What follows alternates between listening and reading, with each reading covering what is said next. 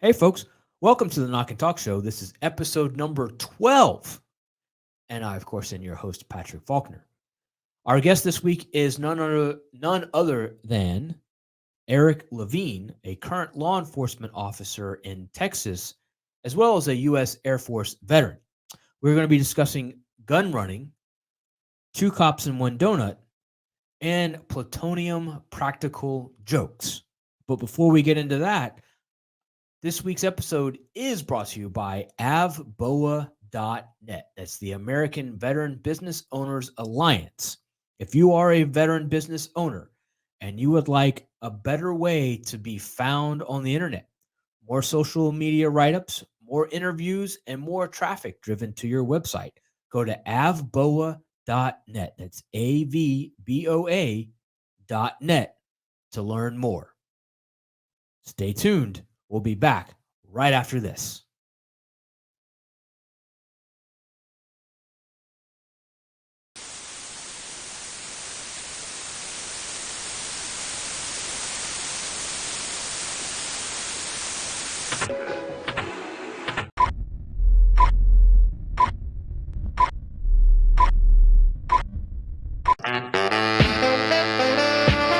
Yeah, you like that?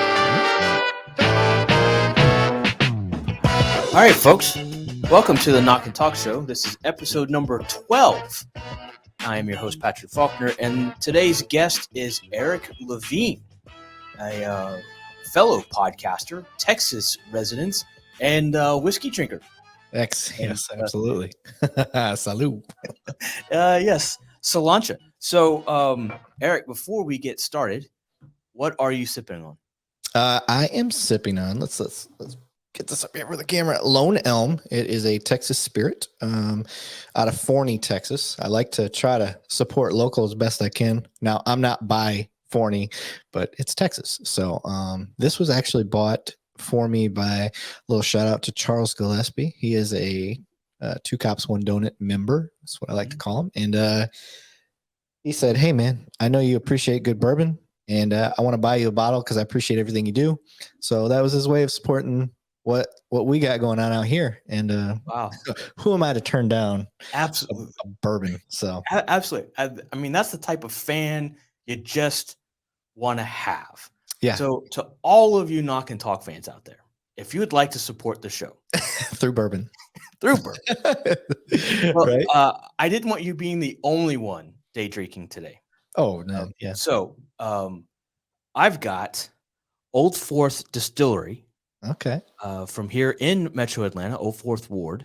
It's a bourbon, 101 proof or 100 proof, straight bourbon whiskey. Hell yeah. Yeah. Atlanta, I think that's home of the Flock safety system cameras. That they are popular in our neighborhoods here. Yeah, they're big and growing. They're big out here as well. I'm a big fan of them. Yeah. So, Erik, your podcast is Two Cops, One Donut, Two Cops, One Donut. Yes, sir. You're also a active police officer in your community. Yes, sir. We can just leave that as agency. Yeah. Technically, I'm a detective now, sir. Pardon moi. Yeah. I don't want people thinking I'm slumming it out there in patrol. The greatest secret in law enforcement, I will say, because having been a detective and the uniform patrol is the greatest secret. You know, they close more cases than detectives do. Just saying. Yeah. Absolutely. So tell us about you, a little bit about the podcast. We'll go into more of the podcast later in the show. Okay. But I just want the viewers to get to know Erik as we start this show off. All right. Easy enough. I've been in law enforcement for almost 18 years. First started my law enforcement career through the military. I did active duty 2006, 2010 in the Air Force as Security Forces. It sounds a lot cooler than what it really is. It's just being a military police officer. Right. So that got me started. And then I jumped into being a cop up in Saginaw, Michigan. I'm originally from Flint, Michigan. Don't drink the water. I was about to say, I hear they have some amazing water. Yeah. Luckily, it wasn't bad water when I was a kid. But Okay. yeah, so grew up in Flint, and then did police work up in Saginaw for a few years, and then I came down to Texas, and that's where I jumped into my career. And just because I do the podcast and I'm a police officer, they're separate things, so I don't want to mention my agency. I will just say that I'm in the DFW area, so I Okay. work for a major metropolitan department. Okay. Fair And enough. yeah, I'm a happy father. I have 2 beautiful daughters, 12 and 9 years old, Caitlin and Cambry. Me and my wife, we've been together since about junior high. We've known each other since we were about 5 years old. And she is currently going through nursing school. We're both 38 years old, and she got a wild hair up her butt one day and was like, I want to serve. I want to deliver babies. That's what she wants to do. So she jumped into nursing school, and who am I? She supported me throughout my career. So I'm supporting her through her new dream. So very good times for my family. And then obviously I've got, my career and the podcast going and all that good stuff. So it's service throughout my house right now, and I love it. What is Two Cops, One Donut about? Okay, so I will try to give you the short story. So Short story, because we're going to go deeper into it yeah. later. So basically, I was going for my master's degree. You have to do a thesis, and my thesis was about social media and it being a tool to bridge the gap between us and the community. I feel like police officers underutilize social media. Typically what we do is like, oh, look, here's an officer petting a puppy during, save a puppy month, or here's a police officer playing basketball with a minority, like, and everything's posed and everything. It's very propaganda like, and we're not winning anybody over with that stuff. So I was trying to figure out how to bridge that gap with authenticity. And citizens all think we should be on social media. Police all think they should be on social media. But there's the red tape, there's the liability issues, there's all these things. So how do you do it? I don't know. So the thesis was basically, yes, social media is a good tool. We're not using it right. How do we do it? So I decided to expand upon that and follow through and try to figure it out. So that's how I came up with the podcast. Cool. So the podcast idea is basically having long form discussion with both sides of the house, both first responders, not just cops, but firefighters, nurses, teachers, prosecutors, mayors, all these different aspects of the criminal justice system that some would consider on that side. And then talking to community members like anti-police community members, pillars of the community itself, just Joe Blow citizen. It doesn't matter. So I want all those perspectives, and I want to take the time to get to humanize that person and then let people be educated on what they do, whatever their specialty is, whether they're a SWAT officer or a TAC med person, and they get the education side of what they do, but they also get to know the personality and the drive behind that person. So that's how the bridge is supposed to happen. Okay. Whether it's working or not, I don't know. That's what the podcast is for, to find out. Well, I'll say that your podcast helped me develop this one. And I got to say thank you for the people watching. You've been very helpful and instrumental in me helping to fix and work out some kinks. And we talked a little bit before we hit the record button. And Yeah. I learned a great deal already today on how to make this show even better. So from me to you, thank you. Hey, you're learning from a dummy. I'm glad I could help. well, you make it cop proof. So there's that. And yes. So I too was in the Air Force. All right. Yeah. I was stationed at Moody Air Force Base in Valdosta, Georgia. Yeah. If I you're know not all about Moody. So you were a part of the Ravens, maybe. No, I was. The Ravens are out of there, correct? They are. Yeah, I was the 68th Fighter Squadron, the Lightning Lancers.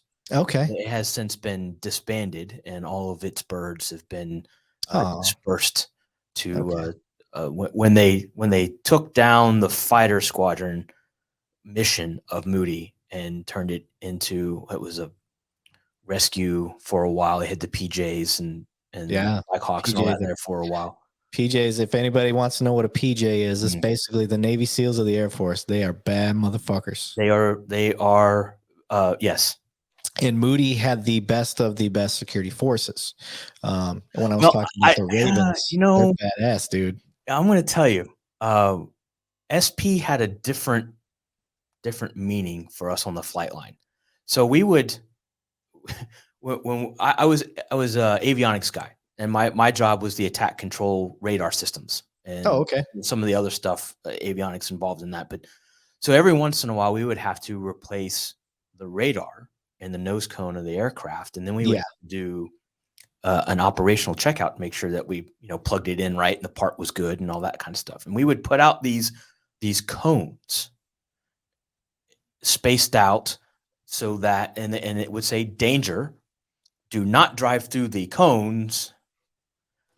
Cancer causing radiation is being emitted, is basically what these gigantic cones said. And inevitably right through it. Drive right through it. So the running joke was you couldn't spell stupid without SP. Yeah. Well, the fact is, it doesn't take the highest ASVAB score to become a military cop, which is very unfortunate. It's one of my biggest gripes and complaints about security forces, because you hold arrest authority. Yeah. Okay. Yeah. At 18 years old. And let's face it, I will tell you right now, as a 38-year-old man who's been doing law enforcement for a long time, I wasn't even ready at 21. Now, that doesn't mean all 21-year-olds aren't ready, and you're also putting people in a position that didn't sign up for it. Mm-hmm. So you've got 18-year-olds that now have a newfound authority that they've never even planned on having because they couldn't score high enough on the test and they didn't want to be a cook. And now they want to put them in a law enforcement capacity on the base. So like I said, you're not always getting the brightest bulb in the bunch there. And I don't agree with the Air Force's method of picking cops. I mean, at the time there was a difference. This was before Do More with Less. So I was in from 95 to 99. Right. Clinton had just started using Do More with Less while I was in. So at that time there was still a division. You had LEs and security, SPs, and then you had the CADM guys. Yeah. So the actual patrol guys, they were pretty jam up and jelly tight for military police officers with a very limited fishing pond to go work in. For those of you that are still police officers or have been, imagine the job your policing job and only being allowed to go fishing on base, right? To for your traffic stops and you're stuck in a fishbowl. Yeah. So there were the three different there, and the SPs were the bottom. It's funny because that translates to regular law enforcement in the civilian world. A lot of people ask me, like, why do these cops waste their time, like, acting like me going 5 over is the worst thing ever? I'm like, you got to understand, a lot of people sign up to be a cop because they want to help. They want to catch rapists. They want to catch murderers. They want to catch thieves, burglars, all that stuff. Then you stick them in a small city where they don't have those calls. Mm-hmm. But they don't know that. They don't know that when they go to get into this career field. They just want to help, and they want to help for those reasons. Now you put them in a city where they've got 4,000 people, and the worst call they get is, Aunt Hattie's cat is up in the tree, and that's all they got. So you've got all this training, and sometimes it's not the greatest training, but either way, they got this training, and they want to come help. And the best thing they can help with is somebody that was doing 5 over, because that's the biggest tragedy they have in that city at the time. So that's what you get. You get an officer that is blue-balled from the stuff that they wanted to really help with. So that's a theory. I don't know if that's true, but that's the way I see it as what I consider. I'm a big city cop. Now, I'm not New York City where they got 35,000, but I'm in the top 15 of the nation right now. So that's the way I look at it. Well, I think it's a valid point and a valid perspective. and I've worked both a larger county as well as a very small college police department. Oh yeah, Yeah, that's and real political. it is, and it was. I'm gonna pour a little more. You should. I'm gonna catch up to you here in a minute. I found more bad guys, more wanted people, more stolen property, recovered more stolen property, more large amounts of controlled substances, uh, guns in the hands of felons off of a tag light. A Yeah, the small 15 stuff. cent peanut bulb Hmm. was where I found most of the bad guys that my job was to go find. Yep, and it all starts with just learning how to talk to people and start questioning. Mhm. That's a big one. Anybody out there that's trying to jump into law enforcement, if you got people skills in this day and age, you're gonna crush it in this game. Yeah. You're gonna do a lot of good because people skills are falling off quick. Yes. So Yeah. salute I to agree with anybody that. that does Yeah. that. Hey, yeah, to people skills and the gift of gab. That's right. I don't know if it's a gift or a curse. I was trying to tell him earlier. I was like, you invited the wrong dude on your show because I can talk and talk and talk, talk, talk, talk. So Then you're the right person. Right person. So this show doesn't really have a structure. If you've watched any of the episodes, it's sort of following the rabbit down whatever hole Yeah. it wants to run into. So the conversation just lives. It's a living, breathing document that we verbalize. So it's all about the funny stories. Oh, I got one. Now you mentioned a teaser I when got we a first good started one. talking about this, and I don't know if you want to get into that one yet, or if you want to save that as the grand No, finale. let's go, baby. All right, so Walter White, how are Yes, you? sir. That's right. Okay, so it's 2016. This is when this call happened. I'm on bike patrol. Okay, like bicycle, like Okay. 21 Jump Street, bicycle patrol. And I get a call from a valet that I'm friends with. He says, "Hey, dude, I got this car here, and this guy that got out, he does not match what typically clientele we have at this hotel. Now, it's a prominent hotel. And this guy comes tatted up, Aryan Brotherhood, screams it all over. Anybody that's in law enforcement knows that that's usually associated with meth. So the valet that called me, like, he doesn't just call me for no reason. So I was like, all right, I'll come check it out. So I get down there. He points out the car. Now the car valeted. So the car is parked in the valet lot. And the guy is at the bar in the hotel. Okay. So I'm like, all right, let me run this plate real quick and just find out. Sure as shit. It's a 60. We say 60. It's stolen.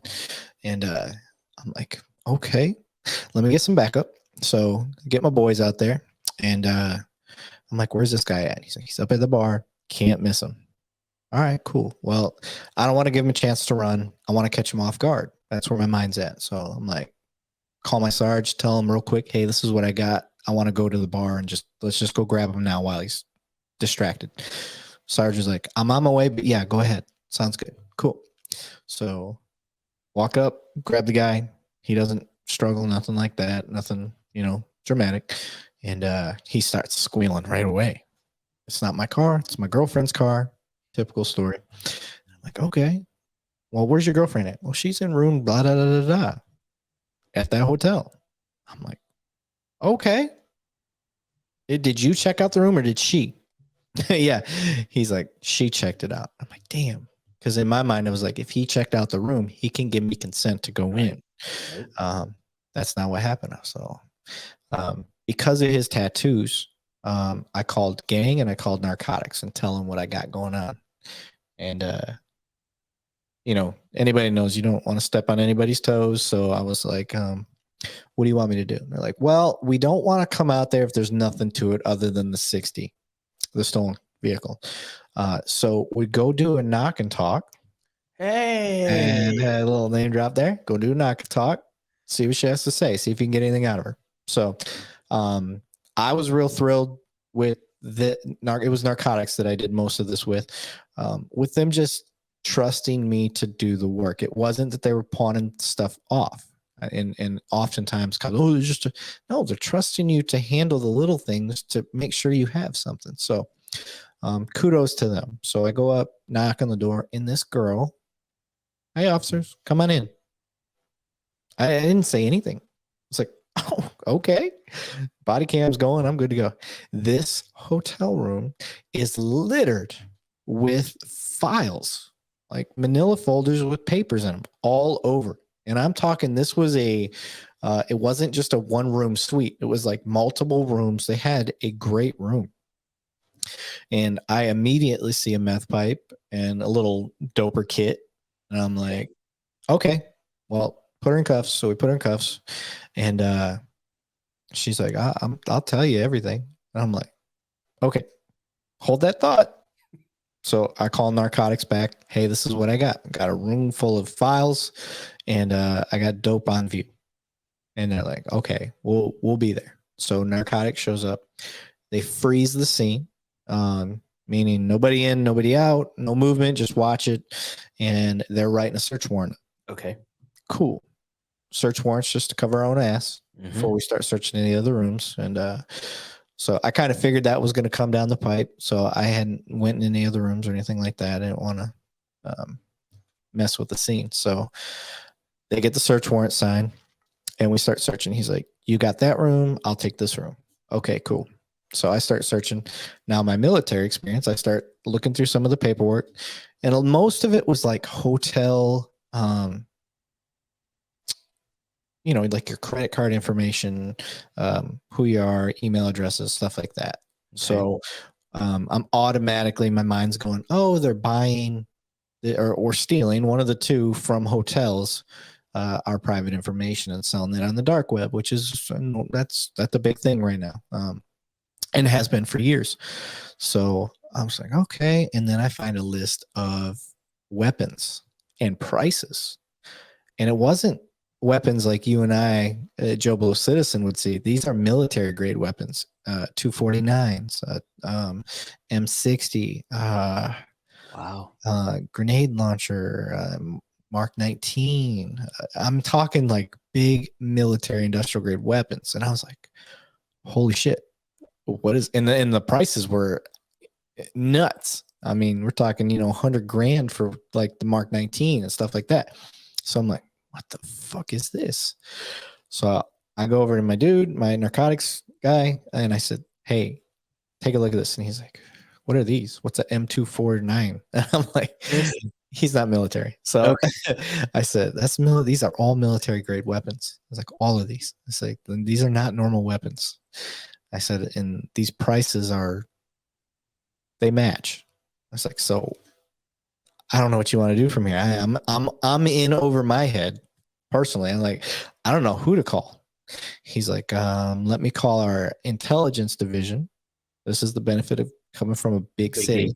And we'll get the Homeland Security guy here. Okay, cool. Homeland Security guy comes out. He looks, he's like, where's she at? She's over in the other room, and start talking. Now I'm on patrol. So normally you get the boot. All right, we got this. Take off. And this is for any rookies out there. Ask to stay. So I asked. I said, hey, sir, this is way beyond me. I want to learn. I'd never seen this before. I just want to see what's going on. Can I hang out? And he goes, yep, you're on the sheet. Just, you're on the call. I was like, oh, awesome. Thank you. So I got to hang out throughout, and I was just a fly on the wall, just sitting back learning.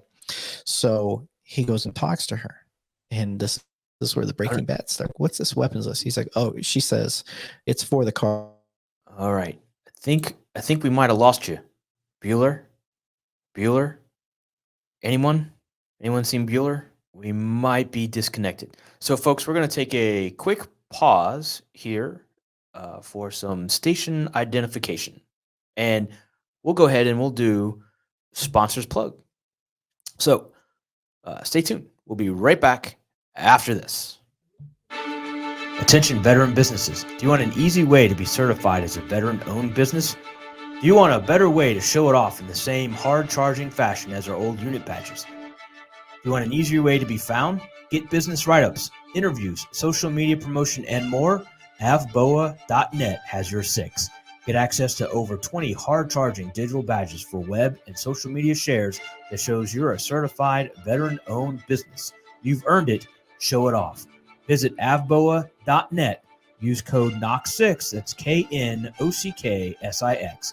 Get your digital badge today. Can you hear me? Welcome back.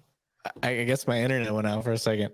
Yeah, so it's you started cutting in and out, and you started freezing a little bit, and Okay. then you were just gone. So the last thing that we heard was you asking to stay. Okay. And you got to learn a lot because you were a fly on the wall, and then you just disappeared. So yeah, I'm flying the wall, and I say, he goes and asks her, like, what's the deal with this list, this weapons list? And she's like, those are weapons for the cartel. I run guns once a week between Oklahoma, Texas, Arizona, New Mexico, for the cartel. I also run this credit card information stuff as well. And I'm sitting there, I'm like, what the fuck just happened? Yeah. Like she let us in. She's not holding back anything. She's just giving everything up. And I'm like, this doesn't make any damn sense. And so the Homeland Security guy for us was like, I need more than just you saying that. Like, where's your proof? Let me see your phone. Let me see who you're talking to. So she does. She gets out her cell phone and shows us history. And he's like, do you have any addresses, anything like that? So she's pulling up all this stuff. And finally she gives all these addresses, and the Homeland Security guy, he steps out for a minute, comes back, and he goes, every address she's given us is something that's on our radar and is got legitimate intelligence behind. I'm like, what the hell? How is this white girl transport? Like, so my question, to interject, why is she talking? Right. Why is she talking? Right. That's what I'm thinking. So we keep going on. She goes, listen, I've got more information. I'm going to give you all of it. She's like, I'm going to make you guys look amazing. She goes, but I need you to do me. I want one thing. I want to keep the money that I have. What money? So she says, I've got all this money in this account. This is where I'm getting this money from the cartel. This is another thing I didn't know Homeland Security had the capabilities of doing, but they froze her assets on scene. I don't know, that could happen. Yeah. So freeze her assets, and they say, as long as your information continues to pan out, we'll talk. And but how did you get into this? So she says, the boyfriend that was downstairs, he's a friend from high school. She found out she had stage 4 pancreatic cancer. She only had a few months left to live. She calls him up in some last-ditch effort because baby daddy was gone out of the picture. She had a daughter she was raising. She wanted to get as much money for her daughter as she could before she died. Okay. And she was friends with what she knew to be, shady and quick money. So she originally started out just trying to do like help with the dope game in any way she could. Like, she didn't know what she was asking, but she basically was like, look, I'm going to die. How can I make money? And of course the bad guys are going to use her as best they can. Well, now they didn't think it through, because you got a person who isn't necessarily a bad guy, but got nothing to lose, which is dangerous on both sides of the house. Mm-hmm. So she played it perfect. She didn't give the police any issues.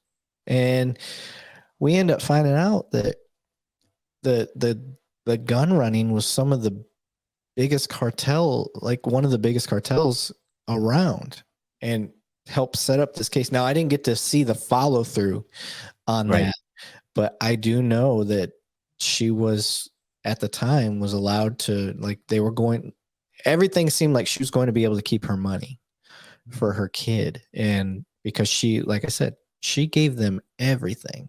So here I am. I'm on about a 24-hour call. It was almost at the beginning of my shift. It was pretty early in the morning. And by the time I got done, it was damn near 24 hours. Wow.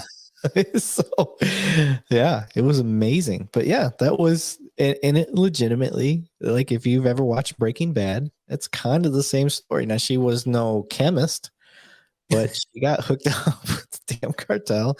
And and then this is 2016, so she's long gone by now. But Yeah.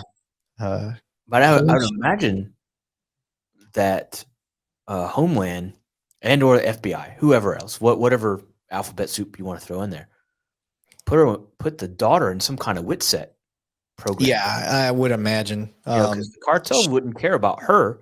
Right. They'd go after the daughter. Right. But like I said, I think she was really young. So I don't know. I don't know the specifics on that side of the house, but that is the most interesting story that I've ever come across, even from other people. Yeah, that is, and to be a rookie. No, I wasn't a rookie. Oh, okay. I was not a rookie at the time. It's just, okay. I had done about 8 years of patrol total. Okay. At that time, and then I switched over to bike patrol. I wasn't ready to promote. I wasn't ready. I was still, anybody that loves patrol understands. So I did 2 years on bikes because I did 10 years of patrol total. And in bikes is still patrol, but now you're not in the car anymore. So it was kind of my transition into doing other things. Okay. But yeah, I'd never heard anything like that. No. Period. And once the ball started getting going, just from the if you've seen the amount of files, just picture 2 queen size beds full of files, files all over the little couch and all that stuff that you see when you got a hotel room that's got multiple rooms in it. Just everywhere you looked had files spread out in boxes, like the paper boxes, cardboard boxes of files. And here I am. I get to help look through this room and search through things to try to make sense of it. And one of the first papers I grab is a weapons list. That's what's kicked off the whole thing. Wow. And that very well could have been overlooked if you had started in a different box, Yep. Absolutely. Wow. With the amount of paperwork was there, all it would have taken was for me to grab 2 or 3 papers from separate piles and see, oh, it's personal identifiers.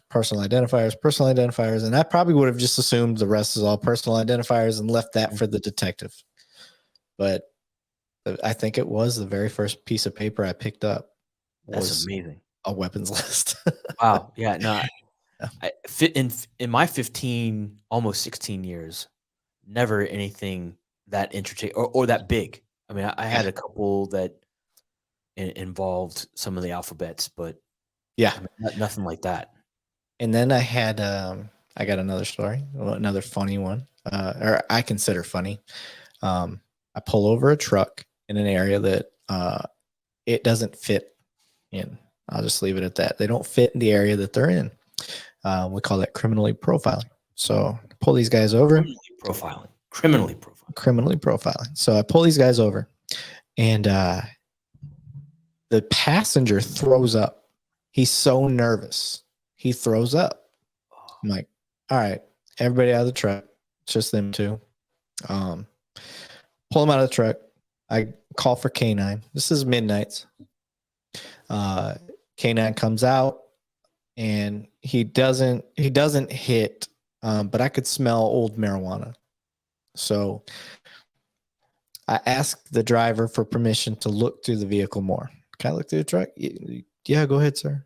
Gives me permission. All right, cool. Anybody that's been out there knows, like, criminals, we wouldn't be in business if they were super smart. Right.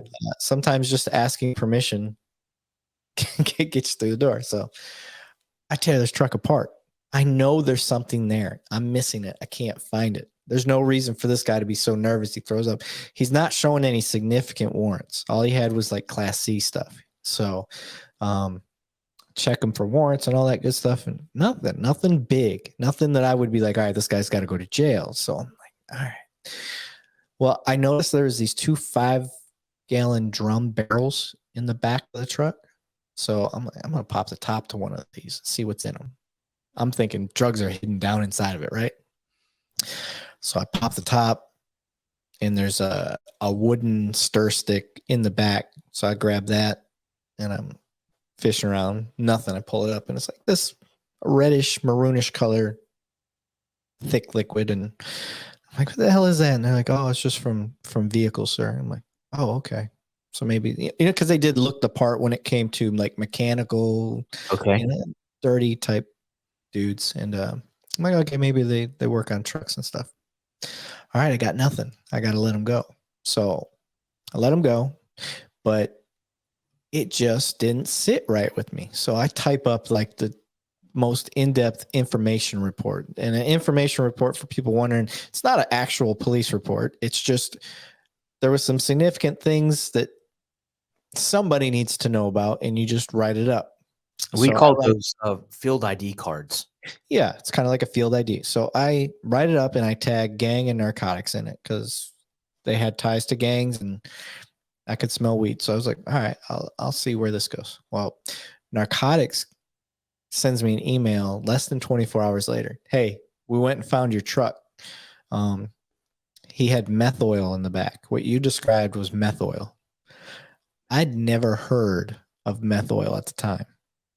And we're talking, this was probably 2014, maybe 2015. So, the shake and bakes and stuff like that were still out there. We weren't depending on our meth yet from Mexico. So I'm like, what does that mean? And he's like, basically, those two big ass barrels that were in the back was straight meth. All it needed was one more step and it becomes crystallized. So anybody that knows how drugs are measured and how seizures are looked at, it's by weight. I missed out on the biggest bust of my life because I didn't know what meth oil was, and liquid weighs more than anything when it comes to drugs. So imagine 2 5-gallon drums full of meth oil, and I missed it. Narcotics. Wow. Now, good for them. I'm glad they got it either way. Those guys didn't get away with it, but that shows the importance of trusting your gut and making sure you do a detailed report. Don't let things just go. And, you can't always be the hero, but you can be the assist man. It's okay to be a Scottie Pippen every once in a while. Yeah. So how many guys and gals in your career did you come across that would spend 45 minutes to talk themselves out of a 15-minute report? How frustrating is that? I know. Now, don't get me wrong. I would be a liar if I didn't say there's some times where I caught myself up trying to get out of a report that you don't intend to take 45 minutes to get out of, but all of a sudden you realize, oh shit, man, it would have been so much faster if I had just done this. But part of that is the big picture. And this is what I try to preach to rookies. Like, can you arrest this guy because he's drunk in public? Sure. Let's say. But is that the best thing for him? Is that the best thing for society? So sometimes dragging things out to avoid the report, it's not that it's best for you because you're being a lazy dude. It's what's best for this person that you're trying to give every chance to avoid being put in the system. So, yes. Do guys do that? Absolutely. And it is irritating because damn well that wasn't the way they were thinking about it. They were thinking about it out of pure laziness. They didn't want to do the report versus trying to do what's best in the big scheme of things. So, and then you get stuck shagging a call in their zone that ends up being a report call because they're taking forever to get off that call. Yep. And not going back to name. And in beat ownership is what we call it. If that was my beat and I had any beat credibility, ownership, whatever you want to call it, I'm going to call you up. Hey, I saw you took a call on my beat. Send me the report. I'll handle it. Send me the information. I'll get it. If you have that mentality, more often than not, you'd be like, nope, we're good. I appreciate you reaching out. I got it. It's going to be a quick one. Or you'll say, okay, yeah, I'll send it to you. It's kind of a pain in the ass. If you got any questions, let me know. Yes. So, Yeah. We called it zone integrity, but the same thing. yeah. Yeah, we do beats where I'm at. We had zones for a little bit. I don't think it works quite the same. But your definition of zone may be the same as our definition as a beat. Could be. Yeah. It's an assigned area where you didn't have to stay in that, but you were the first in if there was a call in that area. Yes. You were Yeah. expected to handle that, Yeah. but you were also sent as either a backup or a second in, to use fire terms, a second in to a different zone if need. Yeah, that's basically a beat for us as well. Zones for us was U5 officers have this big geographical area, and you guys are responsible for this zone. So you don't quite get to know the ins and outs of areas the same way you do a beat. When you have a beat, that's yours, and you have to earn it. Mm-hmm. I don't see that as much anymore. It kind of makes me sad. I liked, when I first got cut loose, like, you didn't have a beat, you had to earn one. So you were the team bitch. You had to go around and shag the calls that nobody else was getting because they had their beats. It was outside of their beat, so you're going to getting it. Which when you finally earned a beat, when your sarge came to you and was like, hey, I'm assigning you beat such and such, you're like, I got a beat, and it was like, that's the best. And I don't see that as much anymore because everybody's so short staffed. You just don't have the manpower to say, stay in this area, which sucks. I think that sucks. It does suck. Manpower is a nationwide issue, and amongst other industries and career fields as well. But yeah, when your first responders are struggling for people, the whole community suffers. It ain't worth it. It ain't worth it to be a cop right now in most places. I can't say that for where I'm at. We have huge citizen support. We have what's called a CCPD fund, which is basically the citizens vote every 4 or 5 years to pay a half-cent tax that goes directly to the police department. That goes off of all tax in the city. So it doesn't matter if you're visiting, you're a citizen in this area. Every time you buy something, half a cent of that comes to us. So that's a thermometer. That voting is, if you're only passing that vote by 51%, you're not doing your job, right? Because you don't have the citizen support anymore. But we overwhelmingly have, I think in its entire history, I don't think we've ever gone below 80%. That's interesting. That shows that your citizens, that's one thermometer that your citizens support you. So in that we're talking 16 to 24 million a year off of that half-cent tax. That's some departments' 10-year budget. Right. Yeah. I mean, I worked for a department a while back that was 7-man. That included the chief, the assistant chief, which was also the detective, a patrol lieutenant, and then 4 worker officers. And the budget was like $500,000 for the year. $16 million. That's a lot of cheddar. Right. Yeah. But our population's 1 million plus, which that's true too. That's true. I think we had 250 front doors in this little town. Without a traffic light, Right. I'm going to pour number 2. Where are you at? I'm right there on number 2. Okay. My ice is gone. With no ice ball this time, right? Yeah, no new ice ball. So it's all right. I've got my little diffuser. I pour a little bit of water. So let's talk about that. I know this is a show about funny stories and stuff, but Dadgummit, I'm the host. So do you enjoy a splash of water? Some people say it Yes. opens the profile of the taste. So I'll tell you what was told to me. I went to several distilleries on tours. The latest one being in St. Augustine, Florida. And when all of these tours I've been on, I've asked, do you drink it neat or do you add water? What's the rule? Every single one, and I've probably been to 4 or 5, have said whiskey is designed to be diluted with water to open it up. It is not made to be drank straight. And that is for storage purposes. Because back in the day when they used to store it, if you add water to it to get that full flavor out of there, it doesn't last as long. So, yes, you're supposed to add a little bit of water to it. So it just depends on how you want to do it. Now, everybody's got their own flavor, right?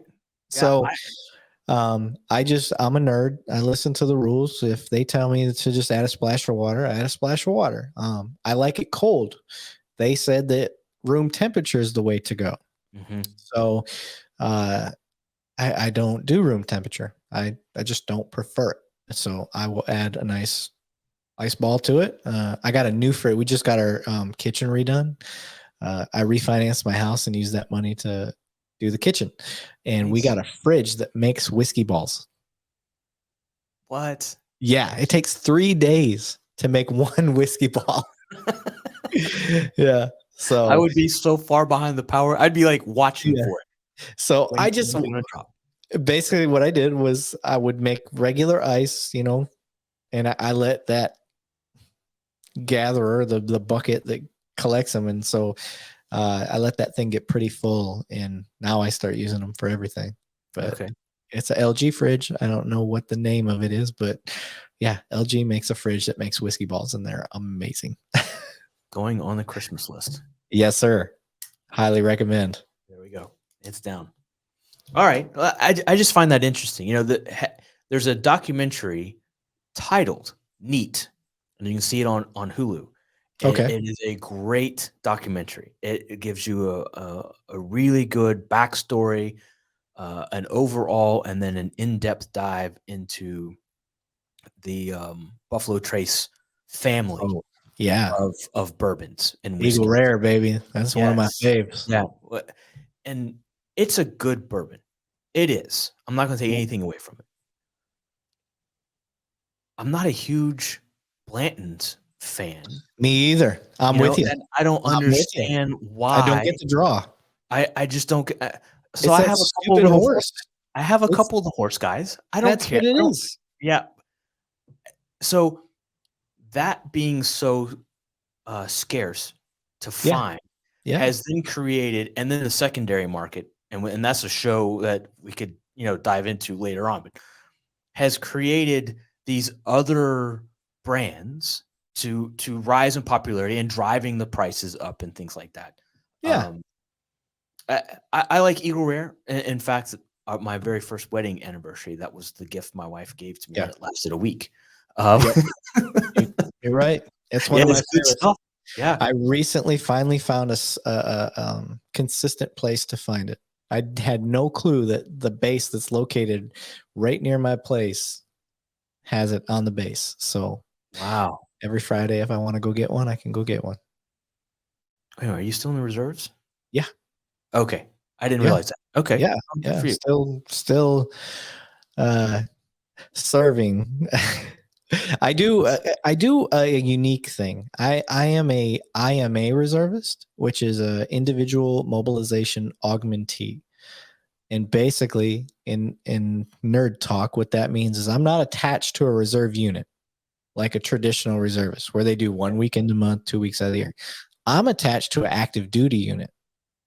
And I can schedule my time as I see fit as long as I get my time in the year. That's pretty cool. Yeah, so I am attached to the 802nd at Lackland Air Force Base down in San Antonio. And I do all my time at once. I do all 24 days. That's what you're required per year. So I do all 24 days down there at Lackland with a active duty unit. Wow, interesting. Yeah, it's a rare position. It's not easy to get. You kind of apply for it. But in that, you are your own manager. You have to do all your own paperwork. You have to. It's a pain in the ass, but once you learn how to do it, it's worth it. Okay. Yeah. So I got out in '99. I was an avionics guy, and then I was trying to get hired into law enforcement because when I got out, I was qualified to do one of three jobs really: fireman, garbage man, or a policeman. And I chose the way of law enforcement. All union. Not here in Georgia. Not many unions here. So I thought it would help me in the interviewing and background process and job selection to have law enforcement experience. So I went from inactive reserve to active reserve and got into the SP Corps. And then when I finally got my date to go through tech school, my academy, I got hired and my academy was going to start the same day. So I went from active duty to inactive to active reserve back to inactive reserve in like 6 months. Okay. Yeah. That's how it goes sometimes. Yeah. So I'm going to flip the script a little bit, which probably doesn't happen a whole lot, but why did you start your podcast, sir? Wow. Yeah, that is flipping it. Let me reflect a moment. This is how you do the pause. I like it. Pause for effect. So I tore my rotator cuff back in 2014, and that was a medically career-ending job for me. It was my gun hand. And the day FMLA ended was the day of my surgery, and I still had months left of recovery. So the college that I was working for was a very political environment, as you pointed out, and I was not invited back. After I was done, they kept me on the books so that I could keep a paycheck while I was recovering, but they had already given my stripes away. They'd already given my dog away to somebody else, and I was on FMLA for a canine sergeant role, and they no longer had that. So I sort of bounced around trying to figure out what I'm going to do next. And there's in corporate America, there's really not a big need for mirrored sunglassed police officers writing tickets to people on their worst day ever. Right. So it was hard to become untypecasted and somebody looking past the resume, no matter how specific and drilled down I would tailor my resume to that particular position. There was only so much all they could see was law enforcement and military, 20 plus years. So I've been bouncing around for the last 7 years trying to figure out what I'm supposed to be doing. And I stumbled into this vetrepreneur group on Facebook, and I met a guy named Robert Garcia. He's a reservist in the Air Force, master sergeant, and he's on the maintenance side, the flight line maintenance side of things. But he's also a business guru. So when he's not doing his reserve time, he's helping entrepreneurs with their business strategy, helping them to grow their business. And he's got a group called Design Your Paycheck. And this is a plug for Rob, the warrior strategist. And I have that entrepreneurial spirit, and I wanted to seize on that. So I joined his group, and he's like, okay, so what are your skills? And I'm like, tickets, search warrant, crime scene collection and preservation, interdiction, interviews and interrogations. And he's like, no, well, we got to fix this. So we did a whole bunch of think tanking, And he said, well, what do you think about a podcast? I'm like, I don't know anything about a podcast. Yeah. I don't even know what a podcast, where do you go to find a podcast and what do you do with it? And he said, oh, young man, sit down. So it was like a 3-hour conversation and it was great. And we were spitballing and he's like, you got to come up with a catchy name that is synonymous with law enforcement, but your show can't be just law enforcement. It's got to be, because you're too drilled down, you're too niched, and you're alienating a whole bunch of potential viewers, listeners, and so on. So yeah, I came up with Knock&Talk, and beautiful name, by the way. I appreciate. Kind of jealous. I didn't think about that. That's how I got to the idea of the podcast.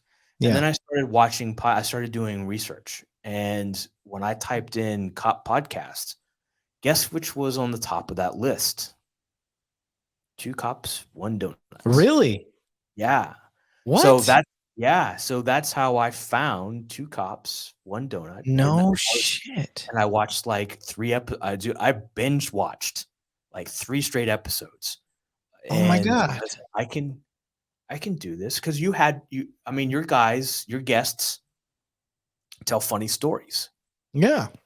As part, just naturally in this career field, funny stories, funny stuff happens. Yeah. And we were all told, and I'm sure you were as well, by some old timer that was crusty and retired on duty, and take notes. Yeah. Write a book. We never write a book. Yeah. Because writing book is we write reports. It's too much effort. Yeah. So, but we all have these damn stories, and these damn stories need to be told to other people so they can enjoy them, and they don't get lost. They don't get forgotten. They don't disappear. Yes. They don't die with us. And another driving factor, my wife is so sick and tired of my stories. she's heard them time again. And I was sitting on the back deck with 3 of my buddies. One was my first patrol sergeant, and then another one was a guy that was in our AI unit, accident investigation unit that handles all the fatalities.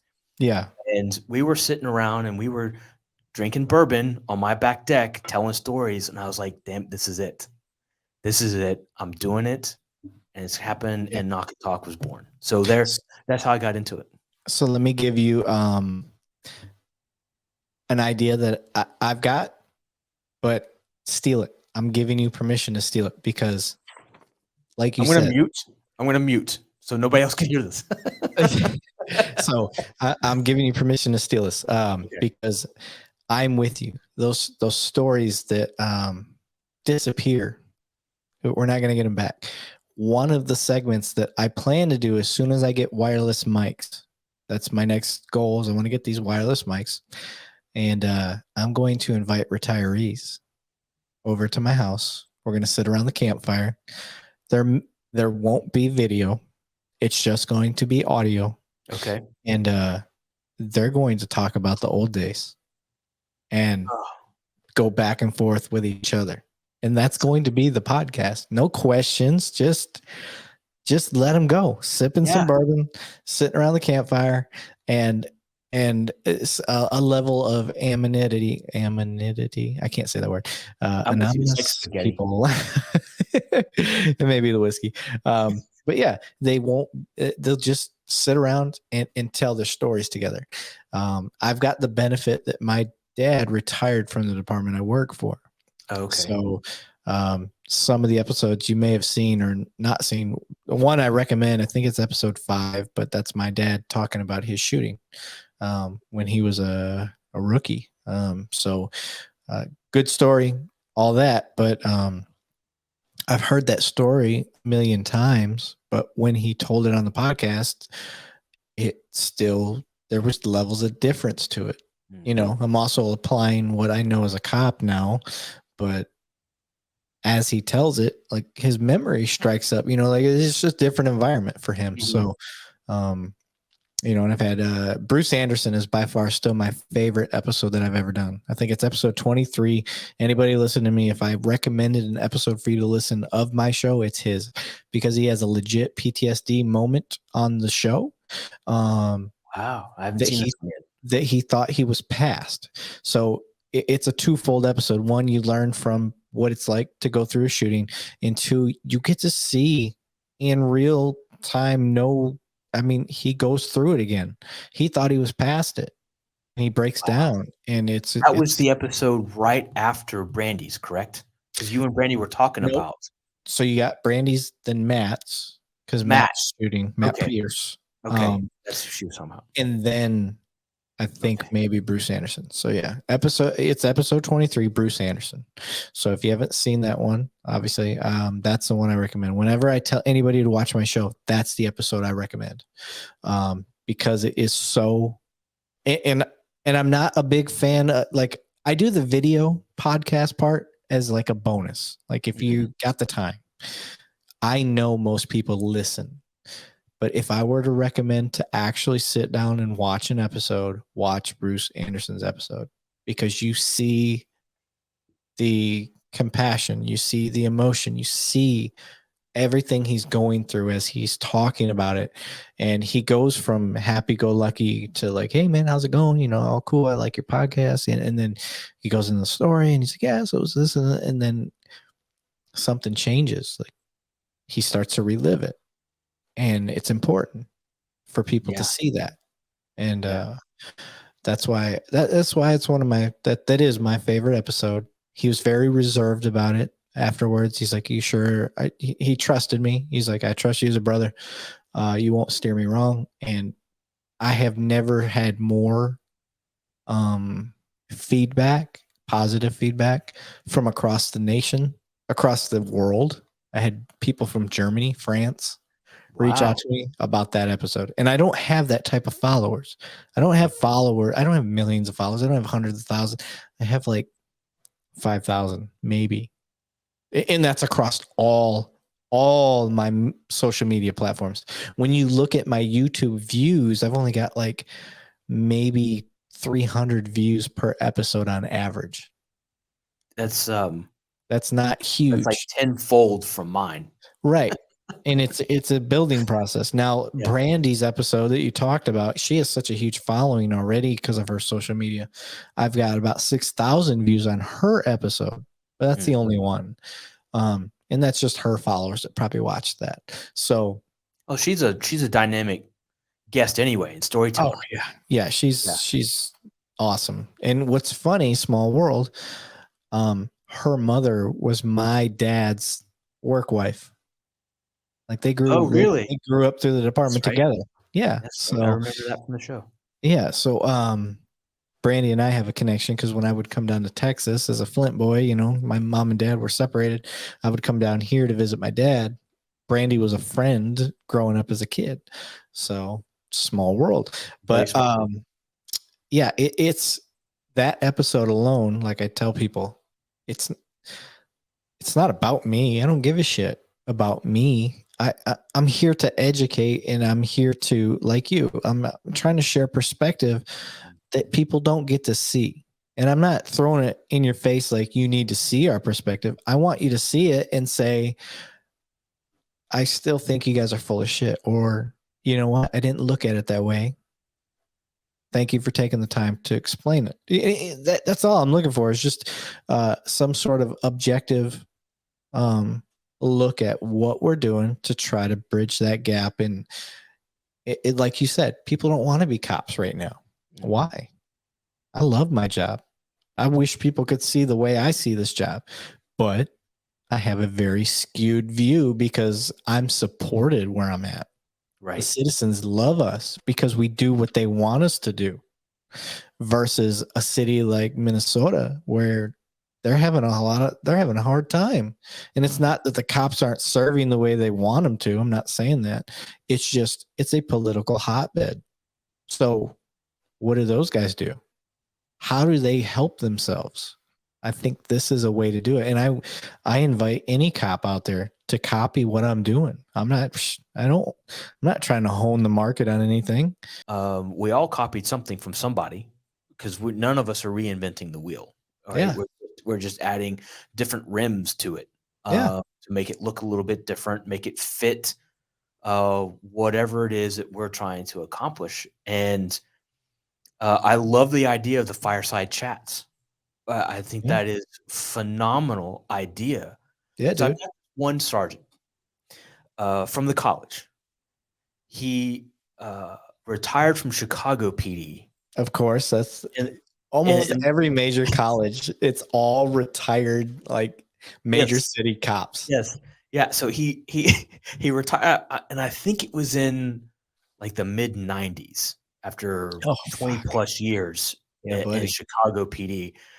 Let me And tell you about the Cubbies. oh my god, no, he's a Sox fan. I think. Oh, so he's got He's a issues. Sox Okay, Yeah, I I get think it. he's a Sox fan. Anyway, he told stories about the dividing line. If you're north of this line, you're one. If you're south of this line, you're the other, and you don't Yeah, cross neighborhoods, right? It's like it's a gang mentality, yeah. almost like CrossFitters in their cult. Um, You but fit sons of bitches. but he tells us fantastic, and I'll give a sneak preview of his story. Because I don't know that he's ever going to come on the show. I've been trying to get him to come on the show. But it's Chicago in the winter, and there's like 9 feet of snow, and he's on patrol. And in that time, they didn't have radios in the car. This is like in the 80s. They Okay, had radio cars, but not right. every car had a But radio. you had There call was stations. there was a call box Yes. on a corner somewhere. And if the Yep. light was on, you had to make your way to the call box to get the call. Well, this particular winter evening, he was in his car and turned the heater on and finally got the car comfortable to where he could take a nap. Risky. And Okay. yes. And because it's snowing, there's 9 feet of snow outside, and there's Yeah. nothing happening. You know So the responsibility is very limited. very limited. So he finally nuzzles up against the window, and then he hears, and he looks up, and there's somebody standing at his window. So he rolls it down to like this. He's like, "Yeah." And the guy says, "I need to go to the hospital." Because that's what the homeless people would do. They get cold. They want to go to the hospital, get warm, get Yeah. something to eat. So this sergeant, go down 2 blocks. There'll be an ambulance coming by in about an hour. Rolled his window back up, and that was it. That was it. That's all he was getting. Yeah. And people are gonna get all upset and say, "Oh, who is he? Oh, We but gotta yeah, know." And you gotta understand, like that was the different time. culture of things. It's not Yeah, that's how different time. things were then, based on the It, technology and the abilities and everything that they had available and training. mm-hmm. That was it. That was it. Yeah, and that was standard operating procedure. That was Yeah. it was a different time, and yes, I'll probably get some hate mail over that. But these are the funny stories. They're funny Okay. to us, Yeah. right? And I am opening this up to the entire world. So some of the stories need to be either Yeah. censored a little bit or just not shared in this forum. But that's one that has always struck me as being both funny and historically correct. Right. In that Yeah. it just Yeah. that's And I can tell you as a child of the 80s and growing up in Michigan, you guys have no idea what it's like to get 9-10 feet of snow in a night no. from the lake effect snow. So it is very plausible you have a night where you already know you're not getting anywhere. You know it. You better have gotten everything done because you knew the storm was coming. Weather technology was a little bit better when I was a kid than, but I knew, like, okay, snowstorm's coming. I need to do this, that, and the other. Or as a kid, in the 80s, it was like, oh shit, we're about to get 6 feet of snow tonight. I'm gonna go get my snow fort stuff ready. Yeah. So, Hit the ground running in the morning. as a cop, I can look back and think like, yeah, I know exactly what I would have done. I would have found a nice parking garage or whatever, and huddled up in that, to avoid snow piling up on my vehicle and waited for the most serious of calls. Right. Yeah, there's Which- no proactivity at that point. Which typically didn't happen because everybody else knew. Now, the thing that you had to worry about, I think drinking is a little heavier. So the domestics would tend to spike during those times. Yeah. I see that. But driving accidents and things like that, you didn't get them because everybody knew. Don't go on the road. It's about to go down. Like, so you didn't, you would get some out of state yahoos that would do some dumb stuff. They keep happening. That's awesome. My bad. That's all right. I am Wi-Fi'd up. I don't have a hard wire, so Yeah, so you were saying the out of town folks would cause the problems. Yeah, you get the out of town folks that show up and try to drive and cause accidents and stuff like that. So like people here in Atlanta that try to drive on a dusting of snow and we shut down the whole city. Yeah, I've noticed that in the South. Everybody thinks when a little bit of snow hits or a little bit of ice comes out that everything needs to shut down. It's comical. I understand, though, they're just not equipped to deal with it. So, yeah, like my first year here, they had like a significant ice storm, to which I've never seen. And I grew up in a winter state, and they had no equipment to combat it. I'm like, what is cobblestone ice? I've never even heard of this. How did you allow this to happen? And basically what cobblestone ice is you get that freezing rain. And if you don't have equipment to start taking that stuff out of there, it turns into like these big pitted ice traps. And they had nothing to deal with it down here in Texas. So cobblestone ice is a real deal. That's not whiskey, sir. No. So that last little sip, excuse me, that last little sip went down the wrong time. Yeah. It happens. And at 100 proof, whoo, that was that burned just a little bit. And yes, let all the hate mail come in. I am a professional bourbon drinker, but wow, that one just went down the wrong way. Anyway, yeah. So, can you imagine? And I love this old Chicago retiree. He would tell stories that, I mean, they would go to lunch and they'd get a beer at lunch. Yeah, on duty. Yeah, on duty in uniform. Yep. What are your thoughts on that? Can you imagine that now? Work would go by so much quicker if we could do that. It might make it a little more bearable. Right. Yeah. I think he said it was well into either the late 80s or early 90s before that went away. Yeah. I've never seen it. I've never seen that portion of law enforcement. But I know it was there. Yeah. For sure. I know it was there. But I think New York had one too. I think they had a policy, one drink on shift. 1 or 2 drinks, yeah. Yep. Yeah, that would have been awesome. Yeah. God bless the Irish. Right. I understand why it doesn't exist.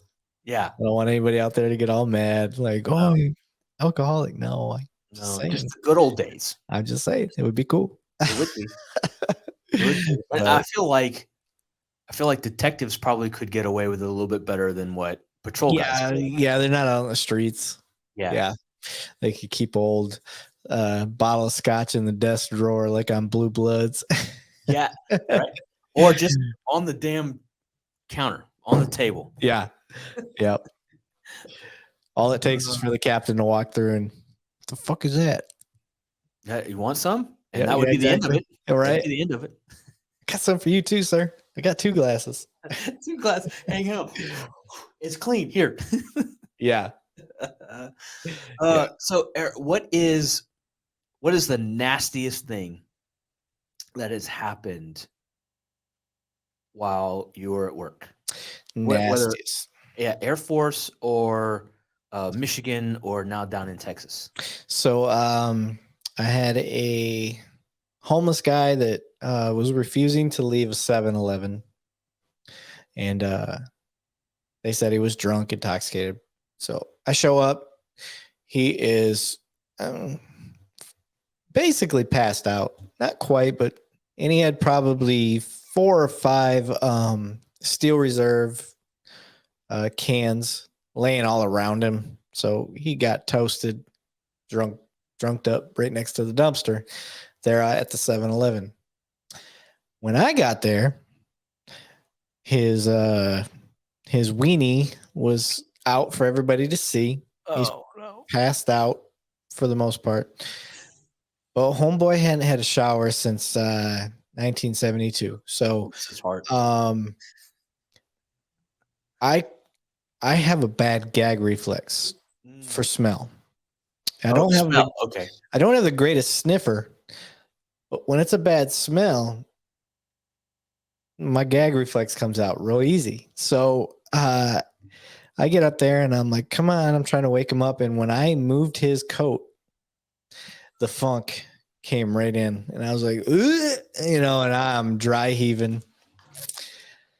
So I realized this guy's so drunk, he's a medical issue. He's no longer a law enforcement issue. Okay. So our ambulance shows up. Here you go, guys. He's yours. All packaged up and ready for you. Yep. They say, nope, we're not transporting him. I'm like, what do you mean? You can't say no. Can you? Can you? They did. And I don't blame them. And I said, I'm not. I can't. Like, I cannot stomach him in my vehicle. We're talking a close quarters environment with no ventilation. I can't deal with this dude. Now, he wasn't like so drunk that I was worried. I was legitimately worried about his safety. That was just your way of getting someone else to help him. Yes. Somebody more qualified. So I realized the place across the street was an abandoned area, and I walked him over there.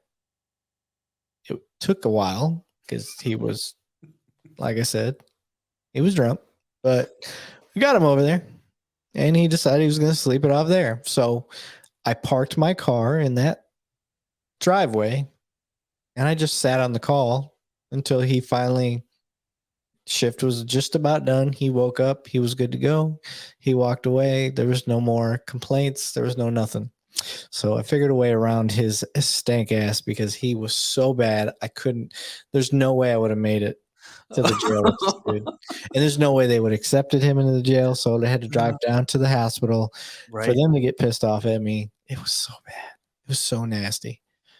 And all I could think was all this funk came from his nasty exposed wiener. So yeah. Oh, wow. Yeah. I can appreciate that story. I've had my fair share of funked-defied people. There's a homeless smell.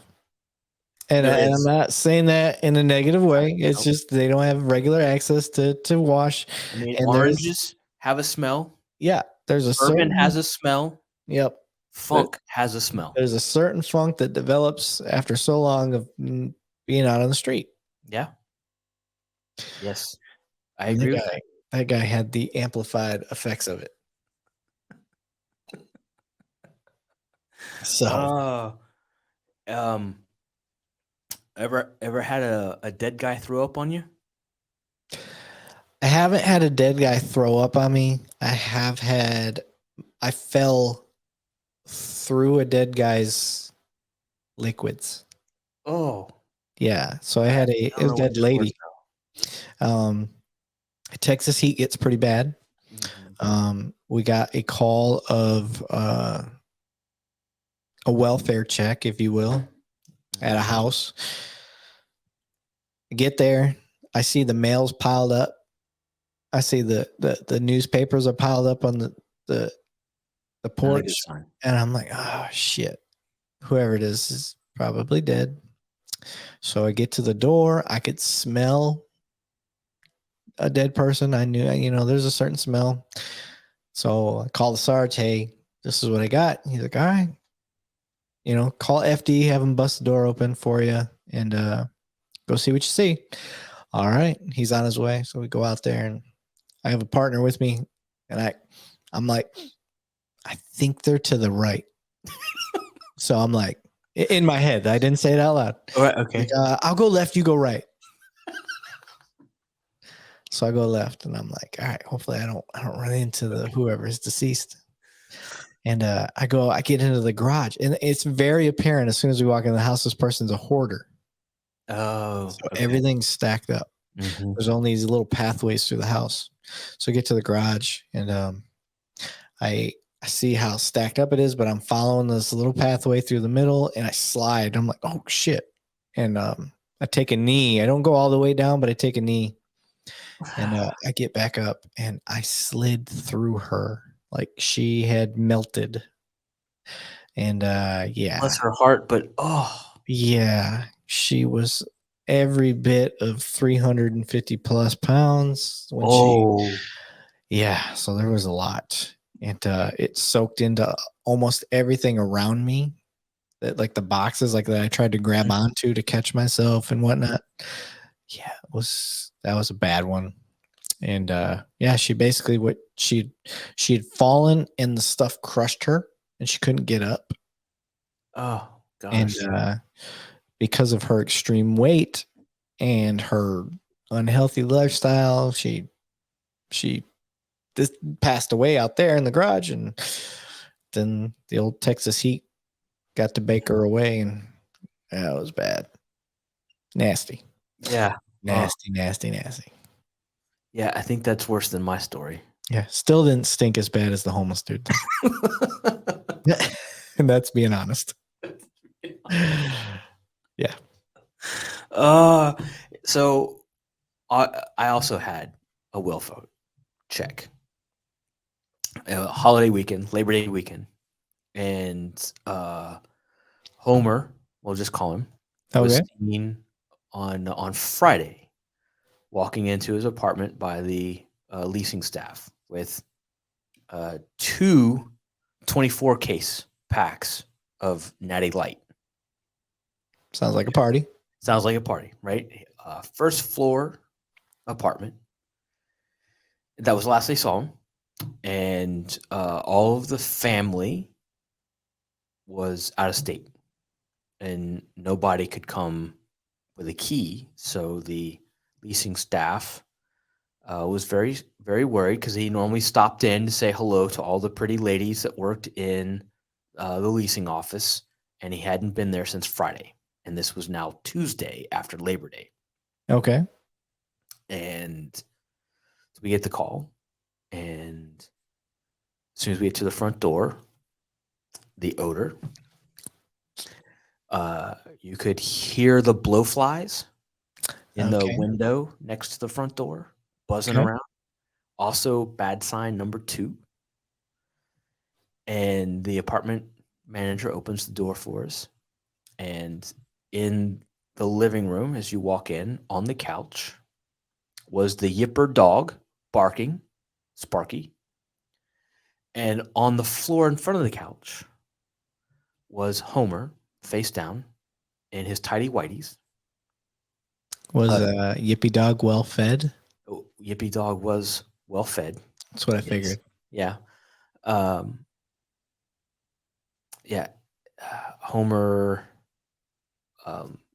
he was in his tidy whities, face down. Mhm. And we start looking around, and his sliding glass door for his patio faced the pool with a chair, an end table next to the chair facing the pool, a box of Kleenexes, a nice thing of Lubriderm lotion, Of course. The and jerk empties station. empties all over the apartment. All over the apartment. Okay. His dining room, this apartment had a dining room to it, had beer can castles in it. Okay. Yeah. So we start looking, further, and uh, nothing else was in the rest of the. So we come back to Homer, and he has DRT. Of course. Yeah. For those that don't know, DRT is dead right there. I And confirm. you confirm. No fingertips. No toes. Puppy got a hold of him. Puppy got hungry. Yeah. And so we call the coroner, or we have an ME, medical examiner, not a Yeah. coroner. Call the ME, and he shows up, and Homer's too big for ME to do by himself. So me and my zone partner have to help the ME get, Ooh, the funk comes out when you move them. yeah, to try to get him into the bag. Yep. My zone partner, Nasty. she got the ankles, and I got the torso. She picked up before I did. It was supposed to be 1, 2, 3, and up. So some She went slippage. 1, 2, and 3. She went up, so everything went forward and out his mouth and onto my boots. Yep. Yeah. Yeah. That happens. I So much for them have, boots. yeah, those $250 pair of Danners went into the garbage. Yep. It was, so you have a gag reflex with odor. I do with vomit. Yeah. I am a member of the Stand By Me Puke Arama, Yes. Barfarama. Barbarama. Yeah. If I hear it, see it, smell it, I'm joining in. I'm helping out. It's gonna be a party. Yep. Yep. It Yeah. was it was the most disgusting, the awful. I had a dead, a same thing, mail piled up, welfare check, go inside. Um, he was perfectly preserved from the salt from his sweat. He was mummified. Really? That's Yeah. interesting. It was weird. He was a black male, but when I found him, I could have, if you would have asked, swear on the stand, this dude was a white male. Just the way the salt had Wow. mummified him from his own sweat. Basically, his AC unit wasn't turned on. He was in the upstairs room of his own house and passed away on his couch, but it was hot. It was summertime, and yeah, his own salt mummified him. It That's was interesting. crazy. Yeah, no smell. Yeah. It was real weird. No smell. No smell. No, With the heat, no smell. nothing. Wow. Yeah, it was interesting. Wow. I Hey, are you remember. on number 3? Yeah, I think I have to go to the bathroom. I'm fighting it right now. Can I go to the bathroom real quick and come right back? Yeah, we're going to take a pause. Station identification. Yeah, I'm gonna go to the bathroom real quick. I'll be right back. You're breaking the seal. You're breaking the seal. Folks, we're going to have our second plug for the Knock and Talk show, which is not a paid sponsor. They could be if they would like to be. But Rogue American Apparel, RAA, that is my favorite veteran-owned apparel company. And I sport their shirt quite often. This glass that I'm drinking from is from RAA. And my wife, Sam, steals all of my shirts as soon as they come out of the dryer and get folded and put into my drawer as her sleep shirts. They are so comfortable, whether you're working out or whether you're trying to sleep. So, Rogue American Apparel, that is my free plug for a veteran owned business. So, check them out at, I'm not even sure what the website is. I just have the app, which they have an app, by the way. So, there's that. And then the free plug for today's bourbon, once again, is the Old Fourth Distillery here in Metro Atlanta. It is by far my favorite local bourbon. Also, check out ASW if you can. They have a great lineup of bourbons too. And then here recently in the city of Cumming, which is where I reside, there is a distillery called Legends. Legends Distillery. They have, oh, look, a nice bottle for round 4.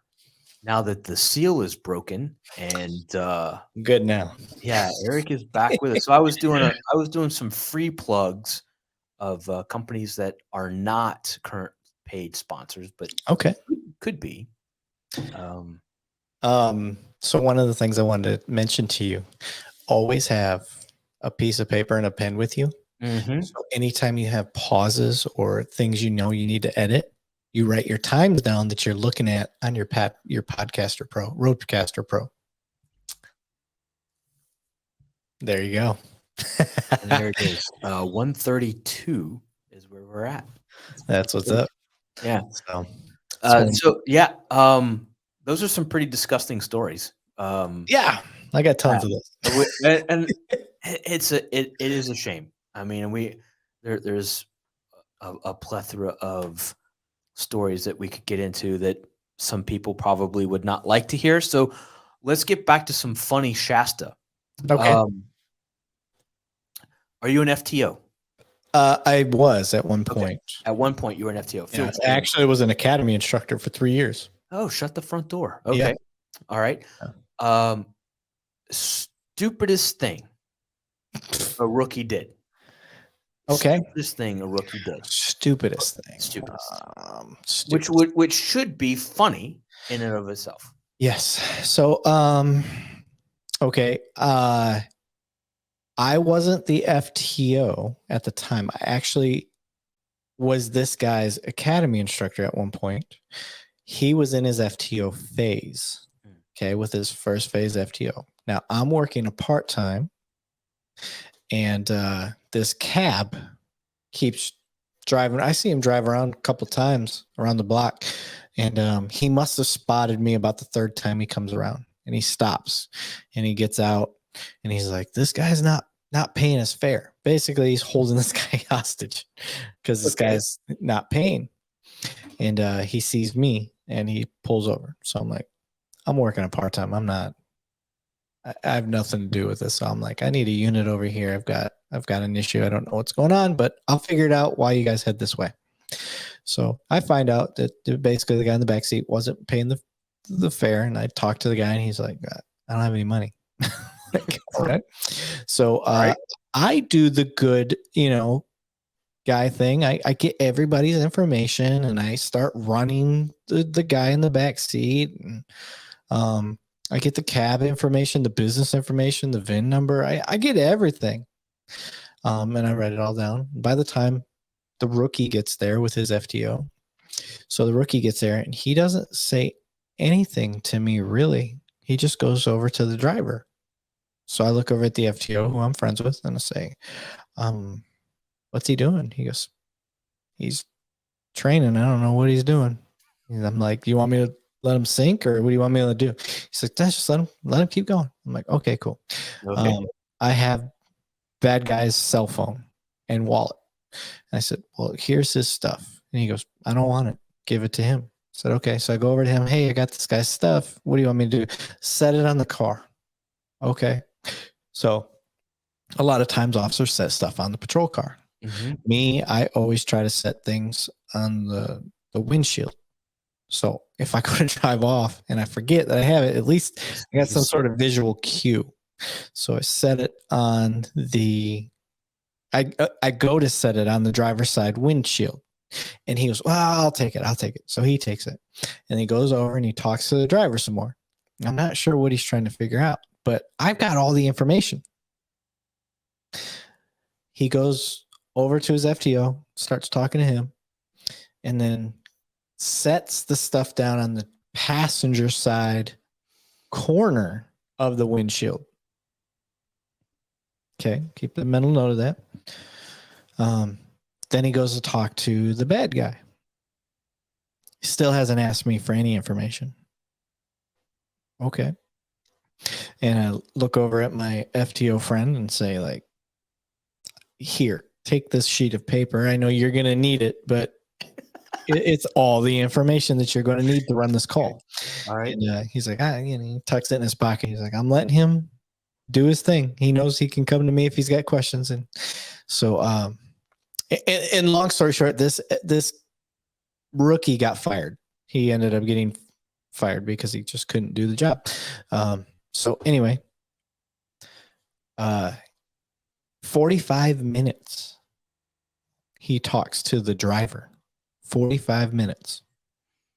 And he talked to the bad guy all of maybe 3. Okay. Cuffs him up, takes him to the jail. Now, I go back to working my part-time. I hear a call over the radio. To my unit, can you give me the case number? Now, anybody that's done patrol work knows you ask dispatch for your case number. If you're writing a report or whatever it is, you ask dispatch for your case number. So I'm like, how the fuck would I know what your case number is? I don't know. So I do what you're supposed to. Hey, I'm just making up this. This is George 420. Go ahead, George 420. Hey, can you give me George 310's case number? Yeah, George 310's case number. And the dispatch totally knows what's going on. Yeah. George 310's case number is da da da da da da. I'm like, okay. Hey, George 420 to 310. Go ahead. Yeah. Your case number per dispatch is da da da da da. So Beautiful. What he was trying to ask me for was for my public service number, which is a common term where I'm at for your cell phone. Basically, he wants to know how to call me. So we'll ask a lot of time, hey, what's your public service? Your public service is your phone number. I think it's a stupid way to just say, what's your phone number? I don't say public service. I say, what's your phone number? Call me, or whatever it is. Anyway, where I'm at, we say public service. And so what he meant to ask for was for my public service. So he asked me to switch channels. Okay. To like the talk around channel? Yeah, to talk 1 instead of talking on main air, which anybody in patrol knows. As soon as you ask somebody to go to talk 1, everybody else is going to talk 1 to hear your dumb shit. So, hey, what's your public service number? And I'm like, oh, it's such and such.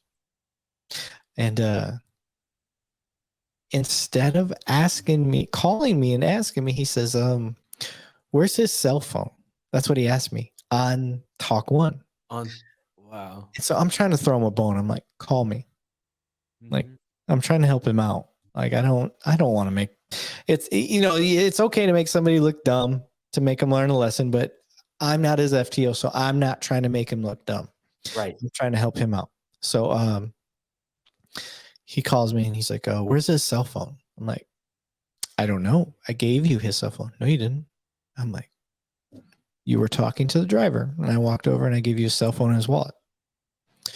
And when the last time I saw you, you had walked over to your FTO and put it on the passenger side windshield. He's like, I don't think that's where I put it. I was like, well, go take a look. Maybe check out your video camera from your dash cam.